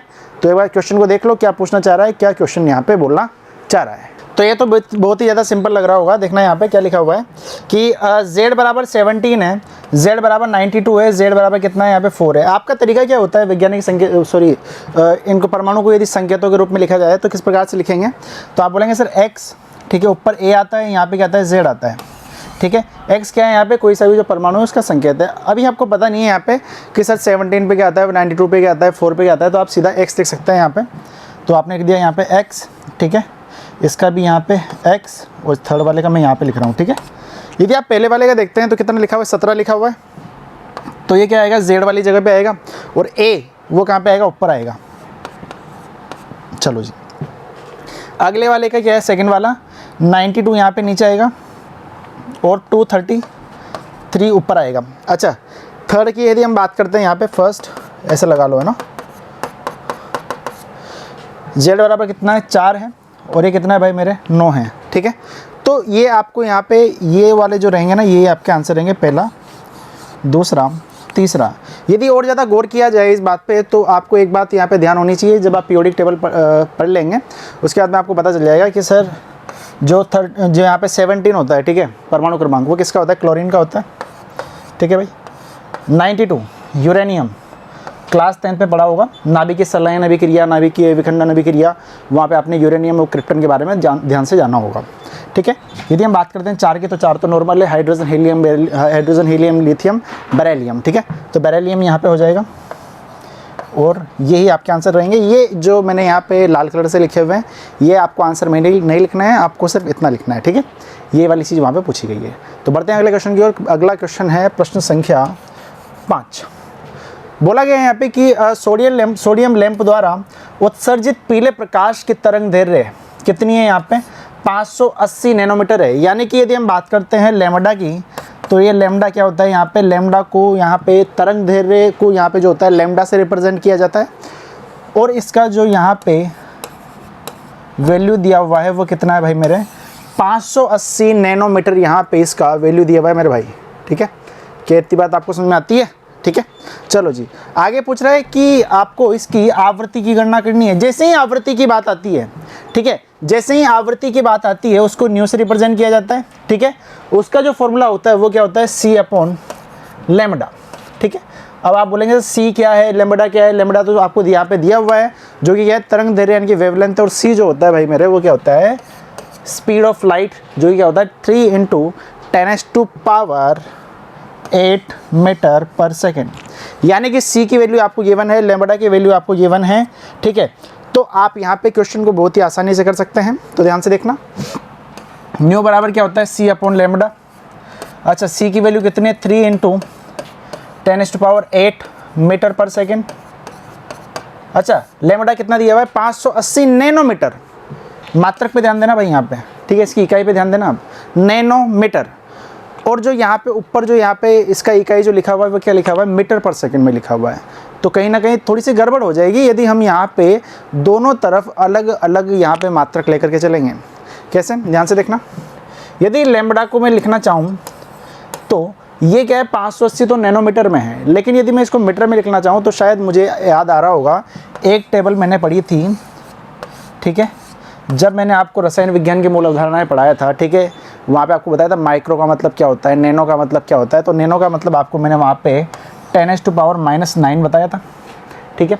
तो आप यहाँ पे क्या करेंगे, जैसे ही नैनोमीटर को आप मीटर में कन्वर्ट करते हैं तो आप क्या करेंगे, यहाँ पे जैसे आप मीटर में कन्वर्ट करते हैं तो आप क्या करेंगे, गुणा करेंगे 10⁻⁻9 से। यानी कि नैनो का मतलब क्या हो गया यहाँ पे 10⁻⁻9। जैसे माइक्रो का कितना होता है, 10⁻⁻6 होता है, ठीक है। तो आप क्या करेंगे, यहाँ पे मीटर में चेंज करने के लिए 10⁻⁻9 उड़ी के आ जाएगा भाई मेरे, यहाँ पे मीटर में आ जाएगा। चलो आगे बढ़ते हैं। अब -9 यहाँ पर है भाई मेरे, इसको यदि मैं ऊपर लेकर के जाता हूँ, ठीक है, तो ऊपर कितना बन जाएगा, तो आप देखेंगे यहाँ पे 3/580 गुणा 10⁸8 और ये 10⁹9, ठीक है। कितनी बात समझ में आती है, हाँ। चलो जी, ये बात आगे समझ में, मीटर से मीटर यहाँ पे आराम से काट ही दोगे, सेकंड नीचे आ जाएगा, ठीक है। ये पर सेकंड मतलब यहाँ पे इसकी आवृत्ति का मतलब ये होता है पर सेकंड चीज़ें निकालना। तो आप इसको सोल्व करो आराम से, पूरी की पूरी कैलकुलेशन अच्छे से करो। उसके बाद में जो आपका आंसर आएगा, आपका आंसर जो आने वाला है वो क्या आएगा, यहाँ पे देखना 5.17 × 10⁻14 पर सेकेंड। कितना लिखा हुआ है, 5.17 × 10⁻14 पर सेकेंड का मतलब क्या हो गया, सेकेंड की पावर -1, ठीक है। या तो इसको ऐसे लिख दो, या फिर ऐसे अच्छा ही नहीं लग रहा आपको तो आप इसको ऐसे लिख दो 14 पर सेकेंड, ऐसे आप इसको लिख दो, कोई दिक्कत वाली बात नहीं, एक ही बात है ना। चलो जी, यानी कि यहाँ पे C का वैल्यू रखा था, यहाँ पे इसका वैल्यू रखा है मैंने, यहाँ पे लैम्बडा का वैल्यू रखना है। अब मुझे एक और चीज़ यहाँ पे निकालनी थी, क्या है भाई वो मेरे, होती क्या यहाँ पे तरंग संख्या, वेव नंबर की हम बात कर रहे हैं। अच्छा, वेव नंबर का ये फॉर्मूला आपको बता रखा है, लैम्बडा का रेसिप्रोकल कर दो, ख़त्म बात है। यानी कि न्यू बार की यदि हम बात करें, इसको रिप्रेजेंट किया जाता है किससे, यहाँ पे वेव नंबर यानी कि तरंग संख्या बोला जाता है। 1/λ यानी कि लेमडा का उल्टा, लेमडा का उल्टा यानी कि 580 गुणा 10 की घात -9 मीटर। ठीक है, जैसे ही इसको ऊपर लेकर के आता हूँ तो आंसर कितना आ जाएगा, यहाँ पे कैलकुलेट कर लो, यहाँ पे 1.724 × 10⁻6 मीटर पर 6 मीटर इनवर्स। ठीक है, इतना यहाँ पे क्या हो जाएगा भाई मेरे, तरंग संख्या वेव नंबर हो जाएगा। कैलकुलेशन को आप एक बार देख लेना, थोड़ी सी इधर उधर हो जाए तो कोई दिक्कत वाली बात नहीं है, बाकी तरीका आपका यही रहेगा। ठीक है, कैलकुलेशन को आप अच्छे से देख लेना। ठीक है, बाकी जहाँ तक है सही, पूरी कैलकुलेशन सही है, आंसर भी आपका यही आ रहा होगा। चलो बढ़ते हैं अगले क्वेश्चन की ओर। अगला क्वेश्चन बोलता है कि प्रत्येक ऐसे फोटोन की ऊर्जा ज्ञात कीजिए जो 3 × 10⁻15 हर्ट्ज आवृत्ति वाले प्रकाश के संगत हो। यानी कि यहाँ पे दिया हुआ है कि जो आपको निकालना है ना, वो बच्चे क्या निकालना है, फोटोन की ऊर्जा निकालना है। अच्छा, फोटोन की ऊर्जा का यानी कि एनर्जी का जो फॉर्मूला है मैंने आपको बता रखा है क्या होता है, तो आप बोलेंगे सर बिल्कुल E = hν। E बराबर hν यहाँ पे क्या होता है, फोटोन की ऊर्जा का फॉर्मूला होता है। अब यदि मैं देखूँ यहाँ पे, तो सबसे पहले आपका तरीका क्या रहना चाहिए कि सर जो क्वेश्चंस में दिया हुआ है ना, क्वेश्चन में दिया हुआ है, ठीक है, उसको एक तरफ लिख लो। अब क्वेश्चन में क्या दिया हुआ है, क्वेश्चन में दिया हुआ है आवृत्ति के बारे में। अच्छा, आवृत्ति कितनी है, तो आप बोलेंगे सर 3 × 10 की घात कितना बच्चा यहाँ पे 15 हर्ट्ज। ठीक है, अच्छा मैं हर्ट्ज बोल लूँ या पर सेकंड बोल लूँ, क्या कोई गलती कर दी क्या मैंने, शायद नहीं की है ना। अब मैं इसको क्या करता हूँ, 3 × 10 की घात 15 हर्ट्ज का मतलब पर सेकंड। ठीक है, सेकंड इनवर्स लिख दूँ इसको, या फिर इसको लिख दूँ मैं 3 × 10 की घात 15 पर सेकंड। क्या तीनों चीज़ें एक ही है क्या, बिल्कुल एक ही है सर, कोई दिक्कत वाली बात नहीं है। हर्ट्ज बोल दो, सेकंड इनवर्स बोल दो, या फिर पर सेकंड बोल दो, एक ही बात है, कोई इशू नहीं है। अच्छा, आप मुझे बताएंगे यहाँ पे कि E बराबर hν है, तो यहाँ पे मुझे न्यू की तो वैल्यू पता है। ठीक है, क्या आपको h की वैल्यू पता है क्या, तो आप बोलेंगे सर प्लैंक कांस्टेंट हमें याद आ रहा है, क्योंकि जब भी हम प्लैंक कांस्टेंट लिखते थे तो उसको स्मॉल h से डिनोट किया करते थे। ठीक है, और उसका वैल्यू क्या होता था 6.626 × 10⁻34। ध्यान से बोलेंगे 6.626 × 10⁻34। अब आंखें बंद करके बोलो 6.626 × 10⁻34। ठीक है भाई, तो ये क्या रहेगा, जूल सेकंड इसका यूनिट होता है। ये क्या होगा, यहाँ पे प्लैंक कांस्टेंट होगा, पक्की बात है। अब सर मुझे फोटोन की ऊर्जा E निकाल ली है। ठीक है, तो मेरे पास में h की वैल्यू है, और मेरे पास में यहाँ पे न्यू की वैल्यू भी है, जो कि कितनी है 3 × 10 की घात 15 सेकंड इनवर्स। सर हर्ट्ज में क्या दिक्कत थी, हाँ हर्ट्ज में क्या प्रॉब्लम आ रही थी, यदि करना ही था तो हर्ट्ज में रख देते थे ना। लेकिन आपको एक बात यहाँ पे नज़र आएगी कि सर जो इनकी इकाई है, ठीक है, वो क्या है, यहाँ पे इनके मात्रक की यदि हम बात करें तो यहाँ पे क्या है बेटा, इसमें क्या चल रहा है, सेकंड चल रहा है। ठीक है, अच्छा इसमें हर्ट्ज रहेगा तो दोनों भाई लड़ नहीं जाएंगे क्या, यदि हर्ट्ज को हम सेकंड में कन्वर्ट कर सकते हैं तो क्या दिक्कत है, क्या बुरी बात है, क्योंकि यहाँ पे जो h का जो मात्रक है वो भी तो किस में आ रहा है, जूल सेकंड में आ रहा है। ठीक है, तो उससे फ़र्क क्या पड़ेगा, इस चीज़ को ध्यान से देखना है ना। जैसे कि E बराबर hν था, तो h की वैल्यू कितनी थी भाई मेरे यहाँ पे 6.626 × 10⁻34 ये थी जूल सेकेंड। और यहाँ पे यदि हम बात करें तो न्यू की कितनी है, तो आप बोलोगे सर 3 × 10 की घात 15 सेकंड इनवर्स। अरे सही है भाई ये बात। चलो आगे देखो।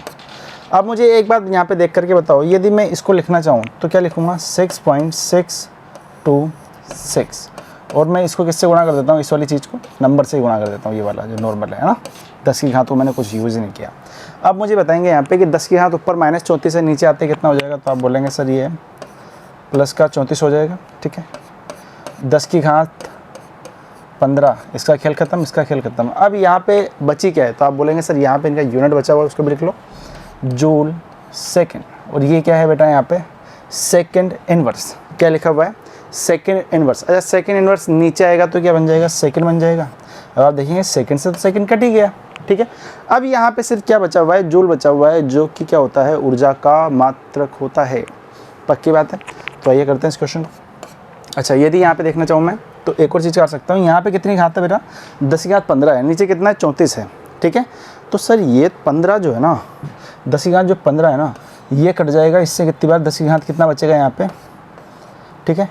15 घात कट गई तो 15 और 4 19 यहाँ पे बचा हुआ है, कितना बचा हुआ है, 19 घात यहाँ पे बची हुई है, ठीक है। क्योंकि 15 से 15 किया अपन ने 30 हो गया, ठीक है। लेकिन 4 अपने पास में नीचे एक्स्ट्रा है, 15 और 4 19, 10 की घात 19 हो गया। अब आप देखेंगे यहाँ पे कि सर इसको आप कैलकुलेट करो, ठीक है। जो ये 10 की घात है ये तो ऊपर जाकर क्या हो जाएगा भाई मेरे, -19 हो जाएगा, ठीक है। अब इसको आप कैलकुलेट करो, उसके बाद में देखेंगे कि 10 की घात 19 -19 रखना है, 18 करना है, 17 करना है, 20 करना है, क्या करना है बाद में देख लेंगे, ठीक है। इसको चलो बाद में देख लेंगे। इसको देखो आप, यदि मैं इसको कैलकुलेट करता हूँ यहाँ पे तो देखिएगा 6.626 गुणा कितना है भाई, यहाँ पे 3 है, 6 18 हासिल का 1 कितना है बेटा 7, 6 18 का 8 हासिल का 1, 6 18 और ये 19, ठीक है। अच्छा कितने 3 अंक छोड़ करके यहाँ पे दशमलव लगा देंगे। लेकिन सर वैज्ञानिक संकेतन में लिखने की बात होती है तो हम यहाँ पे जो रखते हैं मैक्सिमम वैल्यू कितनी रखते हैं, 9.9 रखते हैं, ठीक है। इधर पॉइंट में चलता रहता है पूरा सिस्टम, ठीक है। तो यहाँ पे क्या होगा भाई मेरे यहाँ पे इसको यदि लिखा जाएगा तो इसको क्या लिखेंगे 878 बटा 1000, ठीक है। अच्छा इधर कितना था भाई मेरे, 10 की घात 19 था, क्या इतनी बात क्लियर है क्या, ठीक है। अच्छा अब आप एक काम करो, यहाँ पे आपको सिर्फ एक दशमलव के इधर एक ही तो संख्या रखनी है ना, एक रखना है। तो आप यहाँ क्या करेंगे कि 4 जीरो से डिवाइड कर देंगे, यानी कि 10,000 से आप डिवाइड करेंगे, ठीक है। 10 की घात 4 से डिवाइड करेंगे। तो आप एक काम करो, यहाँ तो 3 है, इससे एक 10 ले लो, इधर कितना हो जाएगा यहाँ पे 1.9878। अच्छा एक 10 इधर उधार ले लिया था तो इधर कितना बचा, 10 की घात 18, ऊपर आते कितना हो जाएगा बेटा यहाँ पे 10 की घात -18 पीछे जूल, ठीक है। और यही क्या होगा बेटा आपके सवाल का आंसर होगा 1.986। यदि इसको यहाँ पे अपने को करना है तो अप्रोक्सीमेटली इतना आंसर रहेगा, ठीक है। ये अप्रोक्सीमेटली आंसर दिया हुआ है यहाँ पे, ध्यान रखना, ठीक है। वैसे पूछा जाता है तो यहाँ पे सिर्फ और सिर्फ 2 अंकों तक यहाँ पे मान पूछा जाएगा दशमलव के बाद में, ठीक है। और 10 की घात 18 -18 यहाँ पे कर लो, है ना, -18 यहाँ पे आएगा, ठीक है। क्योंकि 10 की घात 34 नीचे जाएगा, ऊपर 15 बचा हुआ है तो ऑब्वियसली में -18 यहाँ पे आने वाला है, ठीक है। चलो भाई बढ़े आगे। अच्छा जी अगला क्वेश्चन आपके सामने, चलो। अब पहले तो क्या दिया हुआ था यहाँ पे, पहले तो आवृत्ति दी हुई थी, अब यहाँ पे क्या दे दिया भाई मेरे, तरंग धैर्य दे दिया, यानी कि अब वेवलेंथ कितनी दे दी इसने, 0.50 एंगस्ट्रॉम, ठीक है। अच्छा जी आपको पता है ई बराबर क्या होता है, एच न्यू होता है, ठीक है। और न्यू बराबर क्या होता है, न्यू बराबर भाई मेरे C/λ होता है। तो यहाँ से मुझे पता चल गया कि ई बराबर कितना होने वाला है, SC/λ होने वाला है, ठीक है जी। अच्छा एक बात मुझे ध्यान से देख करके बताओ, सर एच की वैल्यू पता है, सी क्या है भाई मेरे, एच की वैल्यू कितनी पता है, ये रही। अच्छा सी क्या है मुझे बताओ, सी है भाई यहाँ पे प्रकाश की गति, यानी कि स्पीड ऑफ लाइट, वो कितना होता है 3 × 10 की घात 8 मीटर पर सेकंड, यानी कि 1 सेकंड में इतना मीटर प्रकाश दौड़ जाता है। अच्छा जी लैम्बडा ये रहा भाई, ठीक है। अब 0.50 एंगस्ट्रॉम लिखा हुआ है, सर एंगस्ट्रॉम बहुत ही भयानक बात आ गई, ठीक है। भयानक कुछ भी नहीं है, यदि यहाँ पे एंगस्ट्रॉम लिखा हुआ है इसको आप किस में चेंज करोगे, मीटर में यहाँ पे चेंज कर दोगे, क्योंकि यहाँ पे मैं देखूंगा मीटर में ही यहाँ पे ऊपर मेरी जो लेंथ होती है, ठीक है, वो यहाँ पे दी हुई है। क्यों, क्योंकि जो दूरी होती है, दूरी बोल लो या फिर यहाँ पे लेंथ बोल लो, बात एक पड़ेगी, ठीक है। बाकी दूरी बोलेंगे ज़्यादा बढ़िया है, क्योंकि दूरी यहाँ पे मेरी किस में दी हुई है, मीटर में दी हुई है। तो हम इसको भी क्या करेंगे, यहाँ पे इसको भी हम मीटर में चेंज कर लेंगे, और ये कितना आ जाएगा 0.50। अच्छा एंगस्ट्रॉम से यदि मुझे मीटर में कन्वर्ट करना है तो बता रखा है मैंने, है ना, कितना आ जाएगा 10 की घात -10 मीटर। क्या इतना बात क्लियर है क्या, सही है, बढ़े आगे। चलो भाई हाँ आओ भाई कैलकुलेशन करते हैं यहाँ पे, ठीक है जी, कैलकुलेशन सिखा देता हूँ। अच्छा ऊपर कितना लिखा हुआ है 6.626, तो इसको एक बार लिख लो, इधर लिख लेता हूँ थोड़ा, 6.626। अच्छा गुणा किसके साथ करेंगे भाई, इसको गुणा कर लो 3 के साथ में। चलो जी आगे बोलो भाई, 10 की घात 8 यहाँ पे दिया हुआ है, 10 की घात 8 यहाँ पे दिया हुआ है और 10 की घात 34 भी है, लेकिन उस 34 को मैं क्या करूँगा नीचे ले जाकर, -34 है उसको ले जाकर क्या कर दूँगा नीचे 34 कर दूँगा, 34 कर दूँगा। अच्छा भाई आगे देखो नीचे कितना दिया हुआ है 0.5 दिया हुआ है, पक्की बात है। और कितना दिया हुआ है 10 की घात -10 दिया हुआ है, ऊपर जाते हैं 10 कर दो यहाँ पे, ये लो भाई ऐसे सोल्व कर लो, क्या दिक्कत है ना। अब बढ़ो यहाँ पे किसकी तरफ, जूल सेकंड, ऊपर लिख दो जितनी भी चीज़ें दिख रही है, जूल सेकंड गुणा metre second inverse, metre second inverse. नीचे देखो भाई मेरे मीटर लिखा हुआ है, मीटर। तो अब काटा पीटी कर लो, यहाँ पे आराम से कर सकते हैं, कोई बड़ी बात यहाँ पे अब नहीं है ना। मीटर से मीटर उड़ा दो, सेकंड से सेकंड उड़ा दो, एक सेकंड इनवर्स है। अच्छा जी सर, वापस से जूल बच गया, वापस से जूल बच गया, मतलब फिर से यहाँ पे एनर्जी निकलने वाली है। तो भाई एनर्जी तो निकाल रहे हैं, E = h न्यू, जहाँ पे न्यू की वैल्यू क्या है C/λ। चलो भाई करें इसको। आओ भाई अब यदि मैं इसको गुणा करता हूँ तो वापस से वही चीज़ आ जाने वाली है, ठीक है। तो 6.626 को यदि हमने 3 से मल्टीप्लाई किया था तो भाई कितना आया था यहाँ पे 19.878, 19.878 यहाँ पे आया था। चलो जी ऊपर देखेंगे 10 की घात 8 है, 10 की घात 10 है, तो कितना हो गया 10 की घात 18 हो गया। आधार समान है, घातों को जोड़ दो, 10 की घात 18, यानी कि इन दोनों को मिलाकर ये क्या बनाया यहाँ पे 10 की घात 18 बना हुआ है। अच्छा, एग्जाम में आप ऐसे मत कर देना जिस तरह से मैंने यहाँ पे तीर मार के किया है ना, वरना नंबर भी आपको तीर मार के ही मिलेंगे, ठीक है। आपको मैं सिर्फ यहाँ पे बता रहा हूँ कि मैंने यहाँ पे ऐसा कुछ किया है, ठीक है। चलो जी अच्छा नीचे कितना है यहाँ पे 10 की घात कितना है भाई मेरे 34 है। अच्छा 10 की घात 34 है, 10 की घात 34 का मतलब ये हो गया ऊपर 18 है नीचे 34 है। तो आप देखेंगे यदि मैं यहाँ पे 34 घात को 18 घात से काटना चाहूँगा तो बिल्कुल गणित सबको आती है, यहाँ पे कितना बचने वाला है 14 में से 8 गए तो 6, ठीक है, इधर 16, यानी कि जो नीचे बचने वाला है ना भाई मेरे वो क्या बचेगा यहाँ पे इस वाली जगह पे 10 की घात 16 बचेगा। आप इसको क्या लिखेंगे नीचे 10 की घात 16 लिखेंगे। अच्छा अब पूरी कैलकुलेशन हो गई, सिर्फ एक यहाँ पे दिक्कत कर रहा है क्या 0.5। अच्छा 0.5 को क्या लिखा जाता है 1/2 लिखा जाता है। 1/2 का मतलब क्या हो गया भाई मेरे यहाँ पे 2 से ऊपर गुणा कर दो, ठीक है, क्योंकि 1/2 करेंगे यहाँ पे नीचे तो 2 ऊपर जा करके गुणा हो जाएगा। अब गुणा कर लो फटाफट से ना, अब कुछ भी नहीं है। 8 2 16 हासिल का 1, 7 2 14 15 हासिल का 1, 8 2 16 17 हासिल का 1, 9 2 18 19 हासिल का 1 2 3 और यहाँ पे 3 अंक छोड़ करके ये, और नीचे कितना लगा हुआ है बेटा यहाँ पे 10 की घात 16 लगा हुआ है, ठीक है। अच्छा अब मुझे तो लेकिन यहाँ पे दूसरे संकेतन में करना ना, वैज्ञानिक संकेतन में, तो इसको मैं क्या करूँगा 1 दशमलव को मैं क्या करूँगा नीचे इधर शिफ्ट कर दूँगा और ऊपर से यहाँ पे 1 कम कर दूँगा। तो आपका जो फाइनल उत्तर आएगा वो कितना आ जाएगा 756 गुणा 10 की घात -15 जूल। ये आपका फाइनल उत्तर आ जाने वाला है, ठीक है।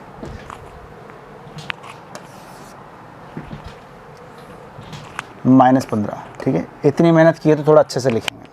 चलो भाई क्या आपका आंसर यही है? बिल्कुल आपका आंसर ये आएगा 3.98, ठीक है। 98 यहाँ से थोड़ा सा शिफ्ट करोगे, ठीक है, आपको मैंने राउंडिंग ऑफ करना सिखा ही रखा है तो उसके रूल से यहाँ पे 3.98 हो जाएगा, ठीक है, गुणा 10 की घात -15 और जूल आपकी यहाँ पे क्या हो जाएगी, इसकी मात्रक हो जाएगी। पक्की बात है, ठीक है। आया समझ में? अरे तुम्हें कुछ समझ में आता है कि नहीं आता? ये लो भाई ट्राई करो। क्वेश्चन नंबर 7 है आपके सामने। क्या लिखा हुआ है 2.0 गुणा 10 की घात -10 सेकेंड काल वाली प्रकाश तरंग की तरंग दैर्घ्य निकालनी है, आवृत्ति निकालनी है और तरंग संख्या यहाँ पे निकालनी है। पेन उठाओ, कॉपी उठाओ, क्वेश्चन को एक बार एटलीस्ट मेरे कहने पे ट्राई कर लो, रजाइयों से बाहर निकलो, ठीक है, तभी जा कर के यहाँ पे समझ में आएगा। मुझे पता है तुम यहाँ पे कंबल ओढ़ के सोए हुए हो अभी, है ना, तो ऐसे नहीं होगा, आलस आएंगे। चलो भाई इसको सोल्व करेंगे फटाफट से। क्वेश्चन आपके सामने है, इस वाले पोर्शन को मत देखना ईमानदारी से, ऊपर क्वेश्चन लिखा हुआ है, फटाफट से करो। इसको यहाँ पे ये कर लेना यार ना, आवर्तकाल कर लेना, आवर्तकाल, ठीक है। क्वेश्चन को ट्राई किया, ठीक है, आवर्तकाल है ये आपका जो सेकंड में दिया हुआ है, ये तो बिल्कुल समझने वाली बात है। सेकंड यदि यहाँ पे इकाई दी हुई मात्रक दी हुई है तो ये आवर्तकाल ही होगा। अच्छा 2.0 गुणा 10⁻⁻10 सेकंड का आवर्तकाल दिया हुआ है।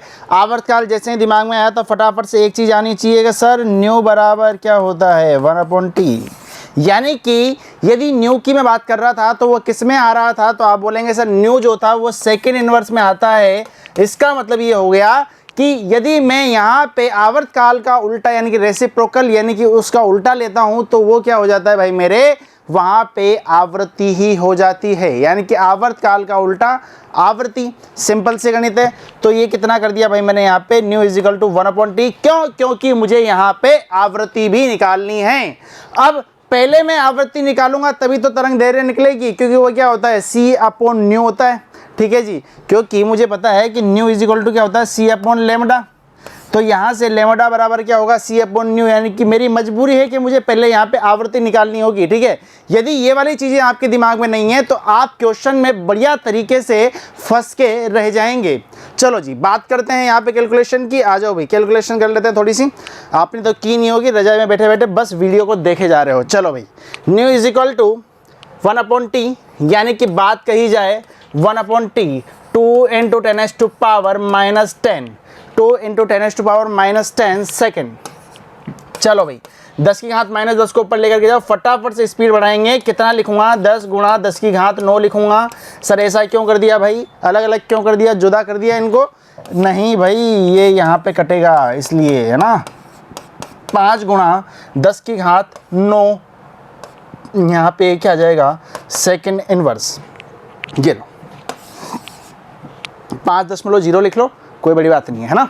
तो ये क्या आ गया यहाँ पे भाई मेरे वैज्ञानिक संकेतन में लिखने के लिए, ये कितना आ गया 5 गुणा 10 की घात 9 सेकेंड इनवर्स। यहाँ पे आवृत्ति आ गई। चलो भाई बढ़ो आगे, आ जाओ। इसी का सेकंड पार्ट लेमडा निकालना है। तो लेमडा बराबर क्या होता है C/न्यू। ठीक है, अच्छा C की वैल्यू कितनी होती है, तो आप बोलेंगे 3 गुणा 10 की घात 8 मीटर पर सेकंड। ठीक है भाई, पर सेकंड का मतलब है सेकंड नीचे आ जाएगा, तो इसको नीचे ही लिख लो, ज़्यादा बढ़िया है। ठीक है, नीचे ही यहाँ पे सेकंड लिख लो। आ जाओ भाई, अब न्यू की वैल्यू कितनी निकल करके आई थी, तो आप बोलेंगे सर 5 गुणा 10 की घात 9 5 गुणा 10 की घात 9 सेकंड इनवर्स। सेकंड इनवर्स यहाँ पे आ रहा है तो सेकंड इसका ऊपर भेज दो, सेकंड से सेकंड कट गया, आराम से आंसर आ रहा है, कुछ रोने देने वाली बात ही नहीं है। 10 की घात 8 ऊपर है, 9 नीचे है। ठीक है, तो आप क्या करेंगे, यहाँ पे कितना रह जाएगा, अच्छा यहाँ पे इसको काटो मत, तो सीधा आप एक काम करो, ज़्यादा इजी रह जाएगा आपके लिए। 10 की घात 8 है ना। ठीक है, तो आप एक काम करो, पहले यहाँ पे 30 उधर लिख लो और ऊपर कितना लिख लो भाई मेरे, यहाँ पे 10 की घात 7 लिख लो। ठीक है, 5 गुणा 10 की घात 9 यहाँ पे कर लिया, 5 से कितनी बार कटा, 6 बार कटा, तो ये कितना हो जाएगा 6 गुणा, नीचे कितना है यहाँ पे 10 की घात 9 है, ऊपर 10 की घात 7 है, तो 7 घात यानी कि 7 10 तो ऐसे ऐसे करके उड़ गए एक साथ ही। अच्छा कितना बचा हुआ है, 10 की घात 2 बचा हुआ है नीचे, ऊपर आते कितना हो जाएगा 10 की घात -2, यानी कि 6.0। आंसर कितना हो जाएगा 6.0 गुणा 10 की घात -2 मीटर, यहाँ पे इसका आंसर हो जाएगा। और यही आंसर बाबू हमारा आ रहा है। ठीक है, चलो बढ़ते हैं आगे। अगला क्वेश्चन है कि सर न्यू यहाँ पे बार निकालना है, इनकी वेव नंबर निकालना है, तरंग की संख्या निकालनी है, तो वो भी हमारे लिए कोई बड़ी बात नहीं है। अब तो इतने क्वेश्चन कर लिए। ठीक है जी, यदि हम बात करें यहाँ पे इसकी न्यू बार की, तो अब वो क्या हो जाएगा 1/λ हो जाएगा, यानी कि जो लैम्बडा निकल करके आया था उसका रेसिप्रोकल कर दो, उसका उल्टा कर दो। अच्छा लैम्बडा कितना निकल करके आया था यहाँ पे 6.0 × 10⁻²। अच्छा यहाँ पे कितना आएगा 1। अच्छा मुझे एक बात बताएंगे, यहाँ पे यदि ये ऊपर जाएगा, यदि 10 की घात -2 ऊपर जाएगा तो कितना देगा, तो आप बोलेंगे 100 देगा। नीचे कितना है 6 है, तो 100/6 यानी कि यहाँ पे, और ये कितना है यहाँ पे मीटर है ना, मीटर ऊपर आते हैं, मीटर इन्वर्स हो गया। कर लो आराम से कैलकुलेट, 6 से यहाँ पे करेंगे 1 6 6। ठीक है, 4 6 करेंगे 36, 4 यहाँ पे मीटर इन्वर्स है ना, 16.66 मीटर इन्वर्स यहाँ पे आपका आंसर आ जाएगा। इतनी बात समझ में आती है, बाकी बात मज़ा आ रहा है। चलो भाई करते हैं अगला प्रश्न। प्रश्न संख्या 8 आपके सामने, फटाफट से करेंगे। क्वेश्चन देखो, सॉल्यूशन ना देखो पाप लगेगा, जल्दी से करो भाई, है ना। जल्दी से करके दिखा दो क्या इसका आंसर आ रहा है। इसमें दिया हुआ है तरंग दैर्घ्य कितनी दी हुई है, 4000 पिकोमीटर दी हुई है, और 1 जूल ऊर्जा दे दें, जो कि क्या करता है 1 जूल ऊर्जा दे, तो फोटॉन्स की संख्या मुझे याद करनी है। फटाफट से फॉर्मूले लगाओ, जल्दी करो भाई, क्या करना है, कुछ भी तो नहीं करना है यार। इसमें तरंग दैर्घ्य दी हुई है कितनी, यहाँ पे 4000 पिकोमीटर, ठीक है। फोटॉन्स की संख्या निकालनी है मुझे। अच्छा, आपको पता है कि यदि मुझे 1 फोटोन की ऊर्जा चाहिए तो मेरा फॉर्मूला क्या होता है, तो आप बोलेंगे sir E is equal to H C upon lambda, E is equal to H C upon lambda. अच्छा जी, आप मुझे एक बात यहाँ पे देख करके बताओ भाई मेरे, यदि मैं बात करता हूँ यहाँ पे कि सर किस किस की वैल्यू मुझे पता है, तो आप क्या बोलेंगे कि सर H मुझे पता है, C मुझे पता है, लेमडा मुझे पता है, तो निकाल लो ना, इतना क्या भरोसे रहना, ठीक है। चलो जी देखेंगे 6.626 n to 10⁻⁻34 obviously joule second, ठीक है जी। अच्छा, यदि हम बात करते हैं यहाँ पे अगली इसकी C की, C बराबर कितना है भाई मेरे, तो C बराबर बोलेंगे 3 गुणा 10⁸8 मीटर पर सेकेंड। चलो जी, लेमडा कितना है, लेमडा आप देखेंगे यहाँ पे लेमडा कितना दिया हुआ है 4000 पिकोमीटर। अच्छा 4000 पिकोमीटर है, ध्यान से देखना, 4000 पिकोमीटर है। इसको यदि आप मीटर में चेंज करेंगे तो कितना आ जाएगा 4000 गुणा 10⁻⁻12 होता है, ठीक है। ये कितना हो जाएगा यहाँ पे 4000 ऊपर लिखा हुआ है, ठीक है। नीचे कितना है 10⁻12 है, तो 10⁻3 गुणा 10⁻9 लिख लो इसको, बोलो सही है। 3 जीरो से 3 जीरो उड़ा दो, कितना बचा है ऊपर 4 गुणा 10⁻9 मीटर माइनस में, है ना, -9 मीटर यहाँ पे मेरा क्या हो गया, यहाँ पे तरंग दैर्घ्य यानी कि वेवलेंथ हो गई। अच्छा आगे देखेंगे यहाँ पे, तो यहाँ पे लिख लो उसी चीज़ को जो अभी लिखा हुआ था, 4 गुणा 10⁻⁻9, 4 गुणा 10⁻⁻9 मीटर। अब यार इतनी कैलकुलेशन तो आप कर ही सकते हो, ठीक है, कैलकुलेशन को करो आराम से, कोई दिक्कत वाली बात नहीं है, ठीक है।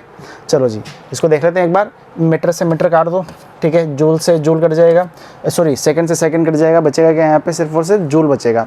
तो आपको कुछ नहीं करना, 6.626 गुणा 3, ये तो होता ही है, और नीचे 4 से भाग दे दो, और ऊपर कितना बचा हुआ है यहाँ पे 10⁸8, और ये 10⁸9 ऊपर उठ के जाएगा, 10⁸9 हो गया, और नीचे कितना है भाई मेरे 10�34, ठीक है, क्योंकि ऊपर से नीचे आ जाएगा। चलो जी, अब आपका काम क्या है यहाँ पे, अब इस क्वेश्चन को आप कर ही सकते हैं, आराम से कैलकुलेट करो, इन दोनों को मल्टीप्लाई करो, मल्टीप्लाई करके मैंने पहले सिखा रखा है, ठीक है। 4 का भाग देना है, यहाँ पे 0 से 0 काटने, कुछ नहीं करना, ठीक है। तो उसके बाद में जो आपका फाइनल आंसर आएगा ना, वो ये हो जाएगा, ये वाला, ठीक है। यानी कि E बराबर कितना आ जाएगा, E बराबर आ जाएगा 4.969 गुणा 10⁻⁻17 जूल। अच्छा सर, अभी तो मुझे क्या करना है यहाँ पे, अभी क्वेश्चन मेरा ख़त्म नहीं हुआ है, मुझे फोटॉन्स की संख्या निकालनी है जो 1 जूल ऊर्जा दे। अच्छा मुझे एक बात बताओ, इतनी जो ऊर्जा दे रहा है ये 969 गुणा 10⁻⁻17 जूल, ये कितने फोटोन की है, तो आप बोलेंगे सर 1 फोटोन की है, ठीक है। तो मुझे बताओ 1 जूल की कितनी होगी, अरे सर याद आ गया, बिल्कुल इकाई मेथड यहाँ पे लगेगा, ठीक है। तो 1 जूल की कितनी होगी, तो 1 बटा अपॉन में क्या जाएगा, ये वाला नंबर आ जाएगा 969 गुणा 10⁻⁻17, ठीक है। 10⁻⁻17 यानी कि 17 ऊपर चला जाएगा, ठीक है जी। उसके बाद में आप आराम से कर सकते हैं इसको, तो कोई दिक्कत वाली बात ही नहीं है, करके दिखा दो। चलो जी, 10⁻⁻17 है तो 16 ऊपर गया, ठीक है। 10 ऐसे रखा, नीचे कितना है 4.969 ना, 0.969, ठीक है। अब इसको कैलकुलेट कर लो, कैलकुलेट करने के बाद में जो आंसर आएगा आपका वो कितना आ जाएगा, यहाँ पे ये आंसर आ जाएगा, ठीक है। यानी कि 2.012 × 10⁻16 फोटोन्स, या 16 फोटोन्स की ऊर्जा क्या रहेगी, 1 जूल रहेगी। 1 फोटोन की ऊर्जा कितनी थी, ये थी, तो यहाँ पे इतने सारे फोटोन्स जब मिलेंगे ना, तब जाकर के 1 जूल ऊर्जा यहाँ पे उत्पन्न करेंगे, ठीक है, पक्की बात है। बढ़े आगे, चलो जी अगला क्वेश्चन आपके सामने, आपकी स्क्रीन के सामने ये आ गया, करेंगे जल्दी से, देखेंगे कितना क्या लिखा हुआ है। 4 गुणा 10⁻⁻7 मीटर तरंग दैर्घ्य वाला एक फोटोन है, यानी कि ये क्या दिया हुआ है, लैम्बडा दिया हुआ है। चलो जी, अब यदि हम बात करें यहाँ पे 2.13 इलेक्ट्रॉन वोल्ट क्या है यहाँ पे, ये कार्यफलन है, ठीक है, वाली धातु की सतह से टकराता है, तो मुझे क्या निकालना है, फोटोन की ऊर्जा निकालनी है इलेक्ट्रॉन वोल्ट में। चलो भाई क्वेश्चन को ट्राई करो आराम से, कोई दिक्कत वाली बात नहीं है। चलो भाई करते हैं क्वेश्चन को। फोटोन की ऊर्जा निकालनी है मुझे। ई बराबर क्या होता है, ई बराबर एच न्यू, अब तक रटाई में आ गया होगा, ठीक है। न्यू की यदि हम बात करेंगे तो सी अपॉन लेमोडा हो जाएगा, ठीक है जी। तो एच का वैल्यू कितना रखा हम यहाँ पे, हमने यहाँ पे एच का वैल्यू रख दिया 6.626 इंटू 10⁻⁻34 जूल सेकेंड, याद रखना। चलो जी, यदि हम बात करते हैं प्रकाश की गति की यानी कि स्पीड ऑफ लाइट की, तो हमने कितना रख दिया 3 × 10⁸ मीटर पर सेकेंड।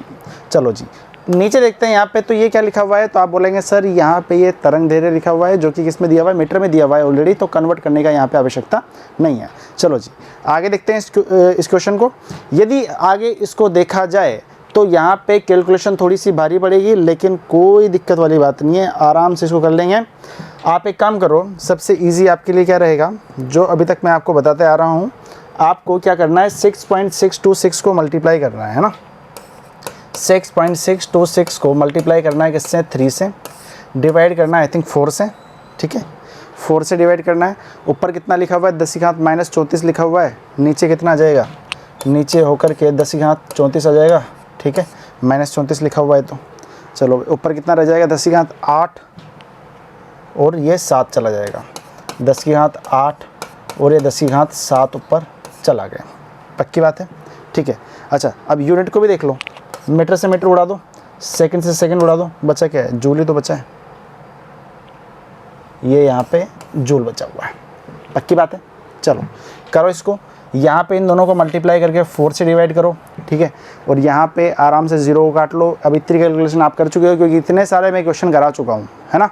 तो इसका जो आंसर यहाँ पे आने वाला है वो क्या आएगा भाई मेरे, जूल में यदि निकाला जाए तो जूल में तो कितना आ जाएगा 4.97 इंटू 10⁻⁻19। लेकिन मुझे यदि ध्यान देना, यदि मुझे जूल से कहाँ पे जाना है, इलेक्ट्रॉन वोल्ट पे जाना है, यदि मुझे जूल से इलेक्ट्रॉन वोल्ट पे जाना है तो आपको कुछ नहीं करना है, सिर्फ और सिर्फ क्या करोगे आप, डिवाइड कर दोगे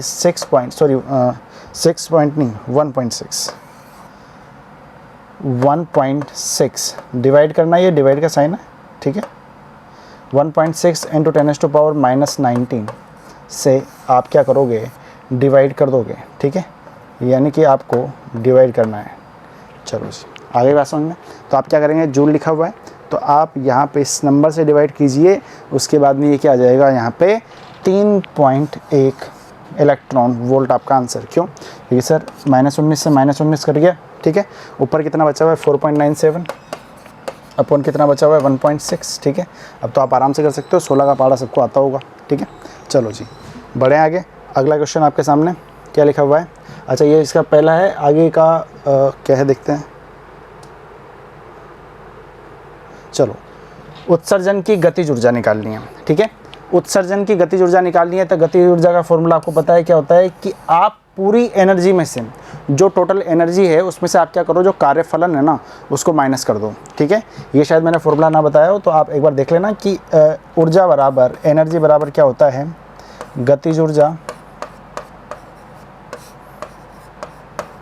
प्लस कार्यफलन, कार्यफलन ये क्या होता है बेटा, ऊर्जा होता है। इस चीज़ को आपको ध्यान रखना है, ठीक है। चलो जी आपको पता है कि सर मुझे यहाँ पे भी थोड़ी देर पहले मैंने क्या किया था कि एनर्जी निकाल ली थी, किसमें, इलेक्ट्रॉन वोल्ट में ही निकाली थी। वो कितनी आई थी, तो आप बोलेंगे सर वो आई थी कितनी भाई, यहाँ पे मेरे 3.1 इलेक्ट्रॉन वोल्ट, ठीक है। चलो जी अब आगे यदि इस चीज़ को देखा जाए तो 3.1 इलेक्ट्रॉन वोल्ट तो यहाँ पे एनर्जी रख दी। कार्यफलन ये कहाँ से है, ये तो क्वेश्चन में दिया हुआ है 2.13 इलेक्ट्रॉन वोल्ट, ठीक है, वो धातु से टकरा रहा था तब, तो माइनस करना भी सिखाना पड़ेगा यहाँ पे, नहीं 0.97 इलेक्ट्रॉन वोल्ट इस सवाल का आंसर। चलो जी बढ़ते हैं आगे, अगला क्वेश्चन इसी का पार्ट नंबर 3 है। चलो भाई प्रकाशीय इलेक्ट्रॉन के वेग का परिकलन करना है, वेग। अच्छा मुझे एक बात बताओ, यदि आपको गतिज ऊर्जा पता है तो क्या आप यहाँ पे वेग नहीं निकाल सकते क्या, क्यों, क्योंकि यदि मैं बात करता हूँ काइनेटिक एनर्जी की, तो काइनेटिक एनर्जी बराबर क्या होता है, हाफ ऑफ mv स्क्वायर, क्या होता है, हाफ ऑफ mv स्क्वायर। तो आपको ये तो निकालना है प्रकाशीय इलेक्ट्रॉन के वेग का परिकलन करना है, तो किस प्रकार से करेंगे। अच्छा गतिज ऊर्जा कितनी दे रखी है आपको यहाँ पे, गतिज ऊर्जा अभी थोड़ी देर पहले आपने देखा था गतिज ऊर्जा कितनी निकल करके आई थी, 0.97 आई थी, ठीक है। तो 0.97 इलेक्ट्रॉन वोल्ट तो क्या है यहाँ पे गतिज ऊर्जा है। अच्छा, हाफ यहाँ पे ये आ गया। अच्छा, यदि हम बात करते हैं यहाँ पे m की, तो m क्या है, इलेक्ट्रॉन की बात करें, प्रकाशीय इलेक्ट्रॉन की, ठीक है। तो यहाँ पे कितना आ जाएगा भाई, यहाँ पे मेरे ध्यान से देखना, 9.1 इंटू 10⁻⁻31 kg, ठीक है, पक्की बात है। अच्छा, अब यदि मैं यहाँ पे देखता हूँ तो सर हाफ m v² मुझे निकालना है, तो v² गुणा में, अब आप आगे यदि कैलकुलेशन करेंगे तो आपको पता चलेगा कि v² बराबर कितना होगा। यहाँ पे m की वैल्यू वैसे ऑलरेडी हमने रख दी है यहाँ पे, ठीक है। तो आप क्या करेंगे, 2 को सर इससे गुणा करो और डिवाइड कर दो किससे, यहाँ पे m से इसको डिवाइड कर दो। जैसे ही आप डिवाइड करते हैं यहाँ पे, तो आप देखना यहाँ पे, अब यहाँ पे भयंकर वाला खेल होने वाला है किसका, यहाँ पे मात्रक का। आपको ये चीज़ ध्यान होनी चाहिए, क्योंकि आगे आने वाले क्वेश्चंस में भी ये वाली चीज़ काम आएगी कि 1 जूल बराबर, इसको रटी लो, आगे 3-4 क्वेश्चन अपन करेंगे अभी, ठीक है, उनमें ये वाली चीज़ काम आएगी यार। ये वाली चीज़ आप लिख लो, क्या लिखा हुआ है, 1 जूल बराबर क्या होगा भाई मेरे यहाँ पे, किलोग्राम मीटर स्क्वायर सेकंड की पावर -2, ठीक है। ये वाला आपको चीज़ ध्यान होना चाहिए। अच्छा, मुझे एक बात बताएंगे यहाँ पे, यदि मैं इसको आगे कैलकुलेट करता हूँ तो 2 को 0.97 से मल्टीप्लाई कर दूंगा, यहाँ तक बिल्कुल सही है बात, ठीक है। अच्छा, आप मुझे एक चीज़ यहाँ पे बताओ, यदि मैं यहाँ पे इलेक्ट्रॉन वोल्ट को वापस से किस में कन्वर्ट करने वाला हूँ, यहाँ पे जूल में, तो क्या करूँगा, 1.6 इंटू 10⁻⁻19 से यहाँ पे क्या करूँगा, मल्टीप्लाई करूँगा। क्यों, क्योंकि जब मैं यहाँ पे जूल से इलेक्ट्रॉन वोल्ट में गया था, ध्यान से देखना भाई, जब जूल से यहाँ पे मैं इलेक्ट्रॉन वोल्ट में गया था तो मैंने डिवाइड किया था 1.6 इंटू 10⁻⁻19 से। जब मुझे यहाँ पे इलेक्ट्रॉन वोल्ट से वापस जूल में आना पड़ेगा तो मैं क्या करूँगा, इसी नंबर से मल्टीप्लाई करूँगा। मैं क्या करूँगा, इसी नंबर से यहाँ पे मल्टीप्लाई करूँगा। चलो जी, अब आप एक चीज़ ध्यान से देखना यहाँ पे कि यहाँ तक तो क्या हुआ है, यहाँ तक सिर्फ हमने क्या किया है, जूल में कन्वर्ट किया है, ठीक है। अब उसी ही जूल को यदि मैं यहाँ पे किस में लिखना चाहूँ, किलोग्राम मीटर स्क्वायर सेकंड की पावर -2 में, तो मैं क्या करूँगा, यहाँ पे 1 जूल को उसके बराबर रख दूंगा, यानी कि 1 जूल लिखूँ या फिर ये चीज़ लिखूँ, एक ही बात है। अब सर ये किलोग्राम में कन्वर्ट क्यों किया, क्योंकि जो नीचे भाई यहाँ पे मात्रक दिया हुआ है ना किसका, मास का, वो किस फॉर्म में है, किलोग्राम के फॉर्म में है। जब किलोग्राम वाली चीज़ आ गई तो क्या करो, जूल को भी किस में लिख लो, किलोग्राम में लिख दो, ताकि जो यहाँ पे मात्रक है वो तो कट जाए, ठीक है। तो यहाँ पे आपको पता है किलोग्राम से किलोग्राम कट जाएगा, ठीक है जी। आगे बढ़ते हैं, मात्रक यहाँ पे ये वाला बचेगा। आगे देखो, इसको आगे देखेंगे, इसको भाई यहाँ पे गुणा करो, कितनी बड़ी कैलकुलेशन हो गई। देखो 2 गुणा 0.97, ठीक है, 2 गुणा 0.97, ठीक है, 7 2 14 हासिल का 1, 9 2 18 19, ठीक है, कितना हो गया यहाँ पे 19, 1.94, ठीक है, 1.94 सही हुआ है। 7 2 14 4 हासिल का 1, 9 2 18 19 का 9 हासिल का 1, कितना हो गया यहाँ पे ये, हाँ 1.94, ठीक है। चलो जी, आगे देखो 1.94, अब यहाँ पे क्या करो, 1.602 से मल्टीप्लाई करो और किससे डिवाइड कर दो, 9.1 से यहाँ पे डिवाइड करो। ऊपर कितना लिखा हुआ है, 10 की घात -19 लिखा हुआ है, तो नीचे आते कितना हो जाएगा, 10 की घात 19 हो जाएगा। और नीचे जो लिखा हुआ है यहाँ पे 31 माइनस में, ऊपर जाकर किस में हो जाएगा, ये यहाँ पे ये माइनस, नीचे -31 में लिखा हुआ है, ऊपर जाएगा किस में हो जाएगा, ये 31 में हो जाएगा। अब आप इसको एक काम करो, इसको अलग सोल्व करो, इसको अलग सोल्व करो, बार बार सोल्व करेंगे तो टाइम वेस्ट होगा, ठीक है। तो आप वीडियो को पॉज करो, कैलकुलेशन करो, आपका जो आंसर आने वाला है वो क्या आएगा फाइनल में, ये आपका आंसर आ जाएगा, ठीक है।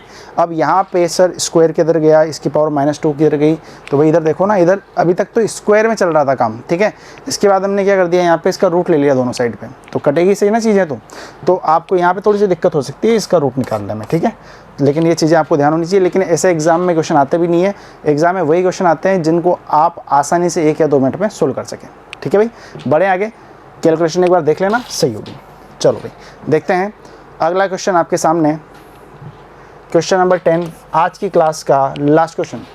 चलो भाई, सोडियम परमाणु के आयनन के लिए 242 नैनोमीटर, इस पे ध्यान देना, नैनोमीटर, नैनो से याद आया 10 की घात -9।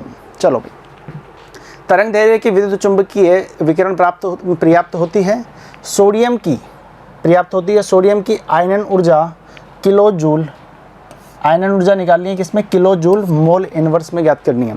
अच्छा, अब यहाँ पे आयनन ऊर्जा यदि आप किसी और यूनिट में ज्ञात कर दोगे ना तो वहाँ पे आपके नंबर कट जाएंगे, क्यों, क्योंकि इसने स्ट्रिक्टली बोला हुआ है किलो जूल पर मोल में ही आप निकालो। ठीक है, आगे बात समझ में, यानी कि 1 मोल में कितना किलो जूल यहाँ पे आयनन ऊर्जा होगी, ये बात कर रहे हैं। तो हमें पता है ये वाली चीज़ पहले क्वेश्चन से पढ़ते हुए आ रहे हैं, रटना चाहिए अब तक तो। ठीक है, E बराबर SC/λ। अच्छा जी, यदि हम देखते हैं यहाँ पे लैम्बडा की वैल्यू कितनी दी हुई है, तो 242 नैनोमीटर, जिसका मतलब क्या होता है, मीटर में चेंज करेंगे तो सर नैनो नैनो -9। ठीक है, चलो जी, C की वैल्यू मुझे पता है कितनी होती है, 3 × 10⁸ मीटर पर सेकेंड। अच्छा, H बराबर क्या हो जाएगा यहाँ पे 6.626 × 10⁻34 जूल सेकेंड हो जाएगा।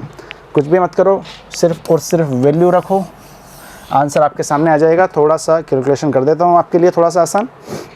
क्या होगा, 6.626 को 3 के साथ वापस से गुणा करेंगे, 6.626 गुणा 3 तो कितना आएगा भाई मेरे यहाँ पे, 6 × 18 हासिल का 1, 3 2 6 7, 6 × 18 हासिल का 1, कितना है 6 × 18 19। ठीक है, चलो जी, 19.878 सही है। ठीक है, देख लेना एक बार।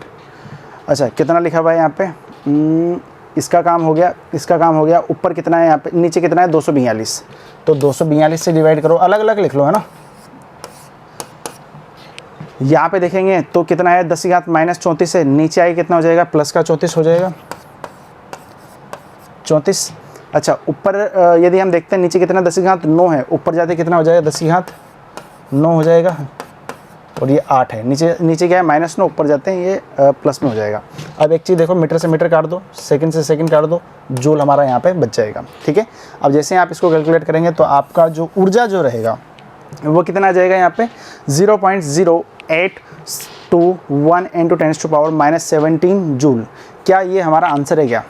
शायद ये हमारा आंसर नहीं है, क्योंकि उसने बोला है आयनन ऊर्जा निकालनी है पर मोल किलो जूल, यानी किलो जूल पर मोल, यानी कि पर मोल कितना किलो जूल है। ठीक है, यही बात पूछी गई है।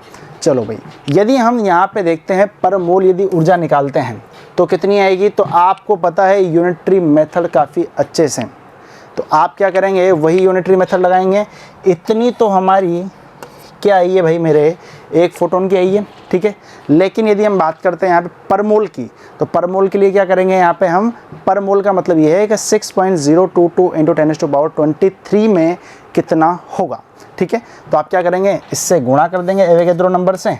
ठीक है, और 1000 से डिवाइड क्यों किया, बोलो भाई, 1000 से डिवाइड क्यों किया, क्योंकि सर मुझे किलो जूल में निकालनी है। किलो किलो का मतलब क्या होता है, 1000 ही ना होता है।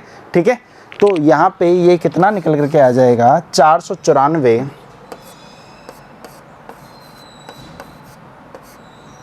किलो जूल पर मोल, यानी कि 1 मोल में इतना। ठीक है, यहाँ पे क्या किया है, यूनिटरी मेथड लगाया है, सिंपल सा यार, है ना।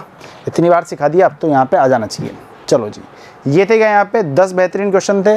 तो आपकी डिमांड भी थी कि सर वीडियो को थोड़ा सा लंबा बनाओ, बहुत लंबा बन गया वीडियो, इससे ज़्यादा नहीं। ठीक है, क्योंकि फिर देखने में थोड़ा सा तकलीफ होगी, थोड़ा सा दर्द होगा। चलो जी, अब अगले जो प्रश्न है, प्रश्न संख्या 11 से 20 तक, वो करेंगे हम अगली क्लास में। तो पेन कॉपी लेकर के तैयार हो जाओ, अगली क्लास में बिल्कुल धूम धड़ाके से पूरे के पूरे क्वेश्चन हम उड़ा देंगे जल्दी से जल्दी। ठीक है, जुड़े रहिए मिशन ज्ञान के साथ में, मिलते हैं अगली वीडियो में। धन्यवाद।